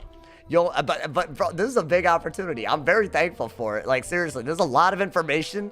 I mean, this is literally the 5th Age PvP announcement, bro. That's nuts. That's actually nuts, bro. I'll be honest. If you do Beast Moon and need a team for it, let me know. I mean, I'll let you know, bro. Like, I meant what I said, bro. I used to be a Beast Moon hater. I ain't a Beast Moon hater anymore. I don't know how this happened. I really don't. I used to be a hater, bro. I don't know how this, like, what was this transformation, my boy? When is it coming? Spring update. That's the that's the nuts part, bro. That's actually nutty. We want to see you beat the fire giant. Oh, you want me to play Elden Ring, huh? I mean, who knows? Maybe I'll do a later Twitch stream to make up for it. That might be fun. That might be a lot of fun. See, this is a type of innovative thinking that makes sauce the sauce. Maybe I will. Maybe I won't. Maybe I will. Maybe I won't. But I want to make this a longer stream just for you guys, bro. I was thinking, you know, we can make it special, you know, order some food or something. I have not ordered food in months. My boy. So I don't know, man. Pretty exciting stuff. I'll be honest, bro. Games pay to win and not playing. Wait, Jay, why do you actually feel that way, though, dude? Because I'll be honest, bro, like, there are some things that are, like, pay to win. I mean, I don't know. I don't think any of their answers made me feel like they were going the wrong direction. I don't know. Like, right? You're ordering us all food. Hey, it's not a mukbang. No, I'm not doing that. Hey, I'm not. Hey, come on, man. It's a humble life we live, bro. I don't know. Uber Eats for one is too much already, bro. Humble lifestyle. I'm humble to sauce, bro. My boy said no more farming, please. But what if it's gear that you already have that's just better? Like, that's the thing, bro. They said all the stats you would need for a double school setup. That's a lot. You ending stream at the usual time? I don't know. I really don't know, bro. I don't know. I'll take a double quarter pounder with cheese, extra bacon. By the way, y'all, going into the summer, and especially, like, you know, after I move and everything, I'm going to be streaming more anyways, so get used to this time. This is just a sneak preview at what you might expect. I know I already stream on Twitch, but, you know, maybe a little bit more than that. I don't know. I might be getting another PC, so I can literally upload and stream at the same time, which I think is extremely lit. Which I can have a video in the back, stream a little bit. I'll move. Yeah, I am moving again. I don't know. This time doesn't work for me. Well, don't worry. I'll be live during the times that work for you too. I got you. I got all of y'all, bro. It's pretty exciting, man. I am in queue. We are gonna be doing PvP. We'll hope for the best out here. I have been on somewhat of a losing streak. Oh, also, I gotta give a gigantic shout out to all the donos. I didn't want to like interrupt the convo. You feel me? Thank you to Ben Zutrich and David for the 5 bombs, homie. In some game content. That's true. It basically, I don't think it has to be somewhat pay to win at all, but I do think there has to be options where you pay, right, dude? So I don't know. Very important question. Are they adding any new packs or sets in the spring update? I think they are adding new gear. I don't know exactly what the details of this are. I think we're gonna get this very soon though, man. So that's pretty lit. I'll be honest, bro. I'll be honest. So, hey, my boy said no rank gated spells, please. No rank gate. Yeah, I would hope not, bro. My man said, did you guys discuss a quality of life change where you know what hanging effects are in front? No, but I mean, that's something that might just like, you never know. That's the type of thing that would just sneak its way in, you know what I mean? A new pack with a new boost mount would be sweet. Oh, like 50% or 60%? Bro, they should make faster mounts, bro. I don't know, man. This man seriously didn't notice the cards. Bro, I saw the 99,000 damage. I was like, oh, what abomination are they putting in this game, bro? I was like, y'all, that's distracting. Why would they do 99,000? How am I supposed to notice what it is if it does 99,000? I'm gonna look at that 99,000. Please. That's not my fault. That's not my fault. Anyways, are wands and packs still much better than obtainable wands? Not all the way. My man said we need Beast Moon Spellman upgrade stream. We haven't done it in like 3 weeks. I need double gardening to come through to do that, bro. Otherwise, I can't do it. I would love to do that. I want to make my Stormwing. I want to make my Stormwing a little bit better. You know, man? I don't know, man. Hey, big shout out to everyone who came through. The artist used a custom YOLO spell. I believe magnetic. I know what the spell is. I've died to it. I myself have died to it. Yo, is this how the queue is when we're not live normally? This is crazy. Is the queue dead? Hey, I'm in queue. Hey, no. Y'all, I'm sorry for what y'all go through. Hey, is this, what is today, a Thursday? But like, yeah, but still, dude. Queue dead in the afternoon. Really? Don't say that, bro. There are 35 matches. How's that even possible? How's that actually possible, bro? It shouldn't be possible. Y'all get a new casting animation? Yeah, of course. Yeah, even though I'm stupid, I think people did get that, thankfully. I don't know, man. Maybe we'll do 1 or 2, and then we'll, I don't know. Maybe we'll see. We'll suss it out. How about that, chat? Because it's either this, like a long stream, or I'm just going to stream again later today anyways. Which, honestly, I could just do. Just upload the stream. I could just do that. That is a very realistic thing that I could do. We'll see if I get a match or not. If I don't get a match, then I'll do my normal stream later. And I'm sorry. I'm sorry for the multiple things that I've said. I apologize. It's a weird double stream type of day. My apologies. All right, bro. My apologies. But if the queue isn't the, you know, if this isn't the queue that we normally queue in, then I don't know, man. I don't know. My boy said, don't forget dinner. That's what I was thinking. Like, I could just make dinner and then just do a longer stream anyways, you know, man? Maybe that's the wave. And then we could actually upload the PvP Roundtable all at once. You know, man? How round is a roundtable? It was very good. You should have argued with... I wasn't there to argue, Lord, so I'm gonna stop you there. But also, I wasn't... No, like, I wasn't... I don't think... I feel like I brought up what you guys want me to bring up without being like... I don't want to, like, accuse or anything, because it's not like that, you know, man? That's what I said. You feel me, bro? Oh, my God, who just donated? Thank you, Justy, for the 10 bomb. Hey, you hype? I think people are hype, bro. A lot of people were there during a time I'm not even normally live, bro. I love it, man. You did good. Oh, thank you. Thank you. I appreciate you saying that, bro. I do appreciate you saying that. Oh, no, man. Storm Shark should have a Spellman path where he can cast you a 200 damage Wild Bolt with a 50% chance to backfire. You want that in the game? Oh, no, man. Are you doing the PvP stream right now? Yeah, I'm just PvPing. If you guys want to watch, dude, I mean, why not, right? Like, sure. If you guys want to queue up, queue up. Honestly, why not, bro? Oh, why did I miss? Oh, thank you, Nico, for the 2-bomb as well, man. Thank you, guys. Thank you for the vibes. I appreciate it, man. I appreciate it. My man said it just came and the roundtable ended. Yeah, but I'll be uploading the VOD, so don't worry. And I will be getting the purple screen very soon. I'm reordering things. I want to make sure that I was, like, on time for this, you know, like, which... I know it seems like, yo, it's late in the day. How are you struggling being on time? You guys know that I struggle with being on time to things. It's called Sauce Standard Time. It's called like Sauce Standard Time. So basically you take time and then you subtract an hour. No, you add an hour and that's when I'll show up. I'll jump in queue if you want to find my private. Oh, please. Accept every match. Hey, come through. Hey, accept any match, bro. You good. Trust me, it won't be bad for you at all, dude. I don't know, man. My man said you can get pets for free by lending with them powers. I mean, that is a good point. If you're trying to make a pet, bro. Or you can use channel points to do it, bro. I've been queuing, but still nothing. I got a match, but they dodged. So I know it's not a queue thing. Yeah, bro, it is a little different when we're... Damn. It's wild. Went from awesome to sauce to awesome to awkward. How was that awkward? So I'm awkward now. Because what are you talking about? I was awkward. Well, why are you saying went? I'm still awkward. I will never change. This is my curse forever. Honestly, dude. My man said boot up Jump King and play while we wait. I'm not going to play Jump King right now, dude. I would have been hella nervous. It wasn't a nerves thing. I just wanted to make sure that I didn't, like, miss anything. But, y'all, what we've heard with the gear stuff anyways, and the league stuff, is probably the best news for low-level PvP that we've ever seen. I'll be honest. Thank you, Justin, for the 5-bomb, homie. Oh, you only got a legendary character. No, dude, if they do this right, I might actually do legendary PvP. It depends. It really, really depends. Because that actually could be a thing. So that means that they could literally, they talked about this, right? They could literally just disable crit, disable shat chance for certain levels, right? Which they kind of already do with level rings, but if you accept above, it could be a little weird. Especially crit. Crit's a little crazy, you know, man? Oh, no, you were only awkward at the end? It's because my man's got inside my head, bro. Mind games. I did get a match. We're out here, dude. Oh, yeah, I mean, you know, that wasn't that much of a wait. It could have been so much worse. This is someone in chat.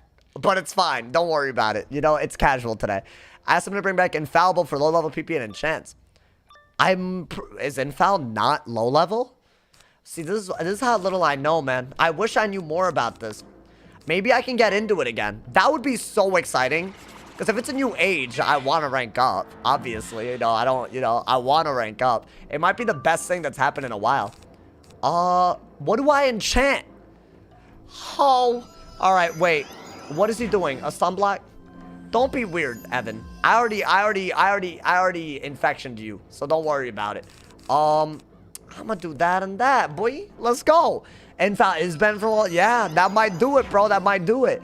My boy said, I'm a little bit concerned about Storm's direction as a class. It seems like, oh wait, the reason I wanted to extend the stream is so I could drop codes. So let me drop another one. So the first letter is off of this, just so y'all know, man.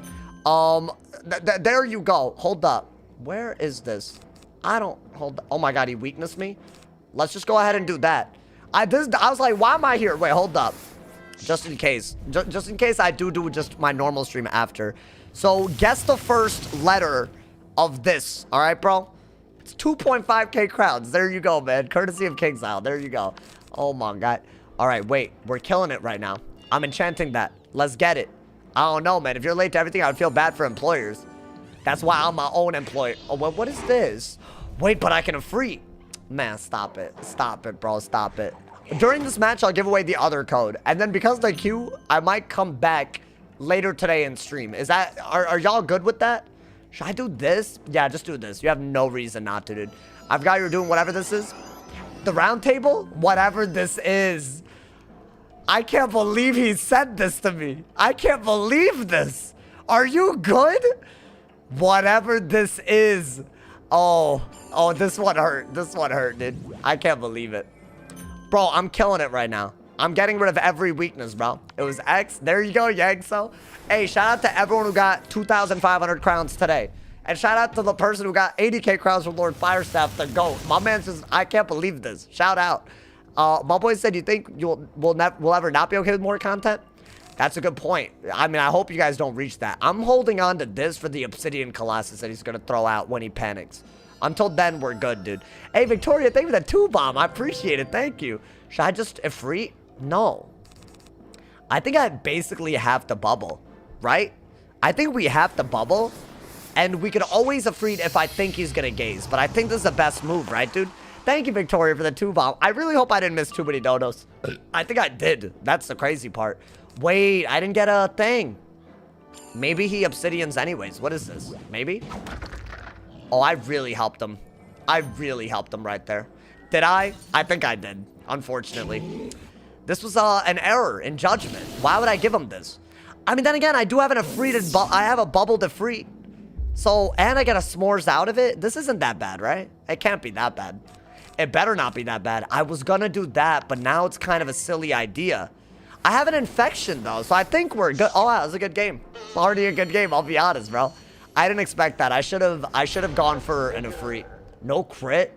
So my trade isn't even that good. How much is this doing? That's not enough. His Hydra did a lot more than my Ifrit right there. That was an L. That was a big L. It's okay. We do have this. We do have this. That is the only good news. Is he going to weakness again? There's a third weakness, my boy. Oh, he didn't. He didn't weakness.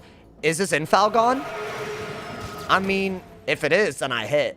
It isn't gone, though. Is it? No, it's not. Sad reacts, bro. Sad reacts.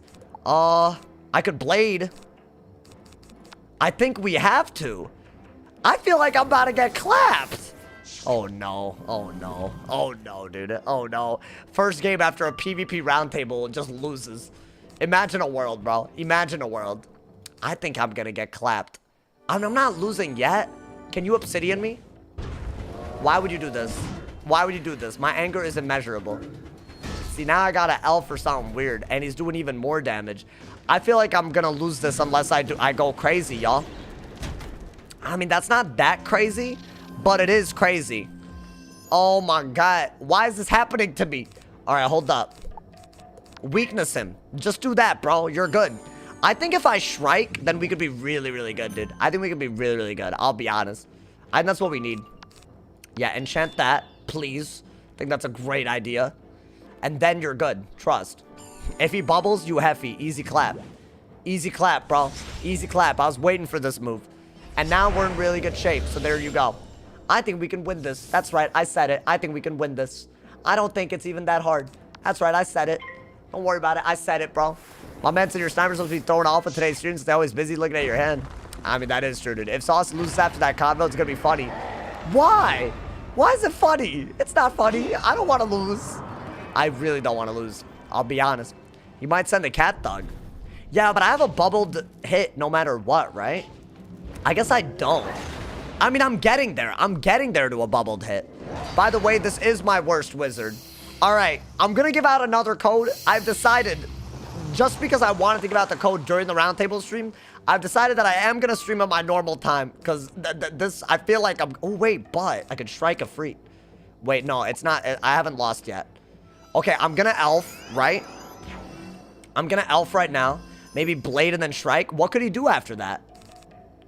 Do this. You're good. You can shield and then Shrike. You don't want it, dude. You're not allowed. Nah, bro. I am going to drop another code, though, so I got y'all, man. Just so, you know, we can keep the normal time intact. You feel me, bro? Which will also let me upload this. You feel me, bro? I think that's a good idea. Because I just realized if I upload it and it's not... I should upload it and it's actually the round table, you know, man? That's what I should do. Great stream, though. I'll be honest. Great stream. I want to beat this man so badly. Irrationally so. Ooh. What is that? What is that? What is that? What is that? Infoul? Okay. I wonder if the move is to just go for a Shrike. I think it is. I think it really is. Right?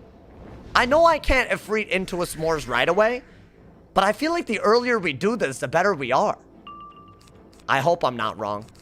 I do need... Yeah, I needed the blade. Otherwise, it would have been a terrible idea. Because, I mean, one of these games, one of these rounds will be a Dispel, right? Man, he Jin's Vexation. Really? He waited until I Shrike to do this. That's lame. I'll be honest, lame, bro, lame. It's okay. We do have a good hit. Right? I don't know. I don't know if it's that good. It might not be, bro. It might not be. I mean, I think he has good resist, or Shrike is needed. Oh, no. Sad reacts, bro. Here, let me drop the last code. Again, it's the first digit that's missing. Let's see, dude. Oh, my God. There we go. There you go. Guess it, chat. Guess it. You're good. Okay, now what? I don't know if... I mean, that's doing a lot. I don't think I messed up that badly, did I? That was a good hit. With a weakness? Bro, I wish I had a want hit. Maybe he just diffuses. That's a good move, right? Or not. Okay. Maybe I should just blade and then... I don't know. Oh, no, I took it. It's a number 7. It's clearly not. So, don't listen to the homie, bro. It did 3K. I mean, that's not terrible, I'll be honest. I think if not for that Hydra that we gave him, without thinking, we would have been good. We should have Ifrited, not shielded. It's always a smarter move. I don't know why I wasn't thinking there. Let's see. Code 4, 2,500 crowns, y'all. It's a round table codes. I got y'all, man. I gave away 5 today, so I thought, you know... Wait, he can't defuse me. That's really good. Which I feel like almost guarantees that we get a bladed S'mores, if I'm not wrong. I wonder if the better move is just a bubble, though. I don't think it is. I think we just hit, right? What if he set shields or something crazy? I mean, we'll see. We'll see what he does. Oh, I got that. Which will let me take off a Dispel if he carries it, right? It was F. It was F. Oh, chat. I wonder what the move here is. See, a S'mores is good, but I don't think it wins me the game, does it? It's so close. But I don't think it's a bad idea. Because I'll be at, what, 3,800. He does, like, what, 2,000. He'll be way below that. And I should be able to kill with anything, right? I think a Heffy was also decent. But it's not enchanted. So I think I gotta go for this, right? Hey, you need to crit. You absolutely need to crit. Well, we know why I lost this one. We know why we lost this one, bro. F in the chat for not getting the code. I mean, listen, bro. It happens. Damn, that was not worth it. Hey, yo, my boy, how I got 400 crit, I don't crit? How I got 400 crit, I don't... Yeah, I gave him an open shot, hoping for the crit. I really needed at least one of these to crit. Did I crit? I didn't crit the Ifrit either, right? Yeah, that's nuts. Whatever. Maybe he doesn't hit us hard. Yeah, 3,800 isn't ideal, obviously. And now I have the enchant. Okay, it's fine. Don't worry. He's actually kind of weak. Right, he is going to hurt you, but not that much, right? I mean, it's a 6-pip mock. Okay, you know what? Not the end of the world. Not the end of the world. It does not do that much, does it? Maybe not. Oh, it does 3K. Yeah, it's not great. I'll be honest. I think I needed it. Chat, I think we needed the crits. I think we're losing. Unfortunate. But it was a solid attempt. Yeah, I can't do anything here. I can't even bubble. I can only go for... I don't even know what I can go for here. Yeah, we just lost. I'll be honest. I know how this one goes. I mean, if my gauge were higher, maybe I could do something, but I'm nowhere close, dude. I wonder if... Oh, no, you're doing that. Okay, yay. We love that. I wonder if I can maybe... What do I do, chat? Bubble? That's all I can really do, right? To run the brace out? Nah, it's over. Don't think about your fire's rank and resets its spring update. Yeah, I want to be Warlord before that. Yeah, now I'm on a mission. I just realized. Oh my god, I don't like this. Yeah, I threw. It's fine, we threw. I don't think I'm going to get a Shad before he gets a Shad. Somehow his Shad gauge is better and he's just better. My boy said, is this going to be a regular PvP stream? Yes, there will be one tonight. I got y'all, bro. I thought I could... I can't, I'll try to be a little earlier today. How about that? Man, I can't believe how hard I messed this one up, dude. If you don't get Warlord for that player, you won't ever forget about it. I know, dude. Unfortunate, man. I mean, it's all good. I think we messed up a little bit. Oh, dude. I have the kill shot. What if I... With bubble, maybe we're good. It depends on what he does, right? Don't do anything crazy, bro. Do I have to triage this? I think I literally have to triage this to stay in the game. I think I have to just triage and then go for something without his brace. If I can win this, that would be a little goated, bro. Because I mean, I don't know. I need him to just run out of cards. Maybe I can, dude. If you get triage, you get judged. Well, we don't know that yet. Either way, I'm dead if I don't do this, right, dude? I don't know, man. Because I'm dead otherwise, right? You realize it's a Q sniper's mission to make sure they don't get your warlord back before 5th age. I mean, it sounds to me like people who Q snipe as a personality trait aren't even going to be able to play the game for that much longer anyways. Not trying to, like, you know, speculate, but, like, I think we're good, y'all. I think we're good. Yeah, I assume that he has something here, unfortunately. I gotta want it, and then I gotta Efreet, right? So I gotta discard everything. Maybe I shouldn't have discarded literally everything, but yeah, I'll do that. And then we'll see it. Like, it's fine. It's their risk to take at this point. I feel like I've heard enough at least. You just play off stream and get it back. Yeah, but what's the fun in that, bro? I'm a content creator. I'm a content creator. I will say this, y'all. This is a W of a stream. I don't care about this game, obviously. Everything else is a W. Very, very excited. That Jin's Vexation won in the game for sure. Also not critting thousands of damage, obviously. You know, man. I will be making this into a VOD so you guys can catch up on everything. There was plenty of things that you guys mentioned that were brought up, so don't worry. Like, I feel like some people wanted like questions answered. That it was brought up and everything. So don't even worry about it. You feel me, bro? So yeah, I thought the queue would be a little bit more vibrant, but it's all good. You feel me, bro? Don't worry about it. Thank you guys for all the love. I will be live later on YouTube again. I'll upload this video as a VOD, so you guys can watch it. And I will be doing more PvP tonight, you know, dude, whenever I'm normally live, bro. I wanted to make sure that I did the giveaways at least, you know, man. I hope you guys don't mind. Scuffed schedule, very scuffed. Don't worry about it. Hope you guys enjoyed. Thank you guys, man, for all the generosity with the donos. Thank you so much for the love. And I'll see you guys on the regularly scheduled program very, very soon, man. Thank you guys for all the love. If somebody has not told you awesome today, they doing something wrong. Very excited about 5th age. I hope you guys are too, man. Stay awesome, y'all. And yeah.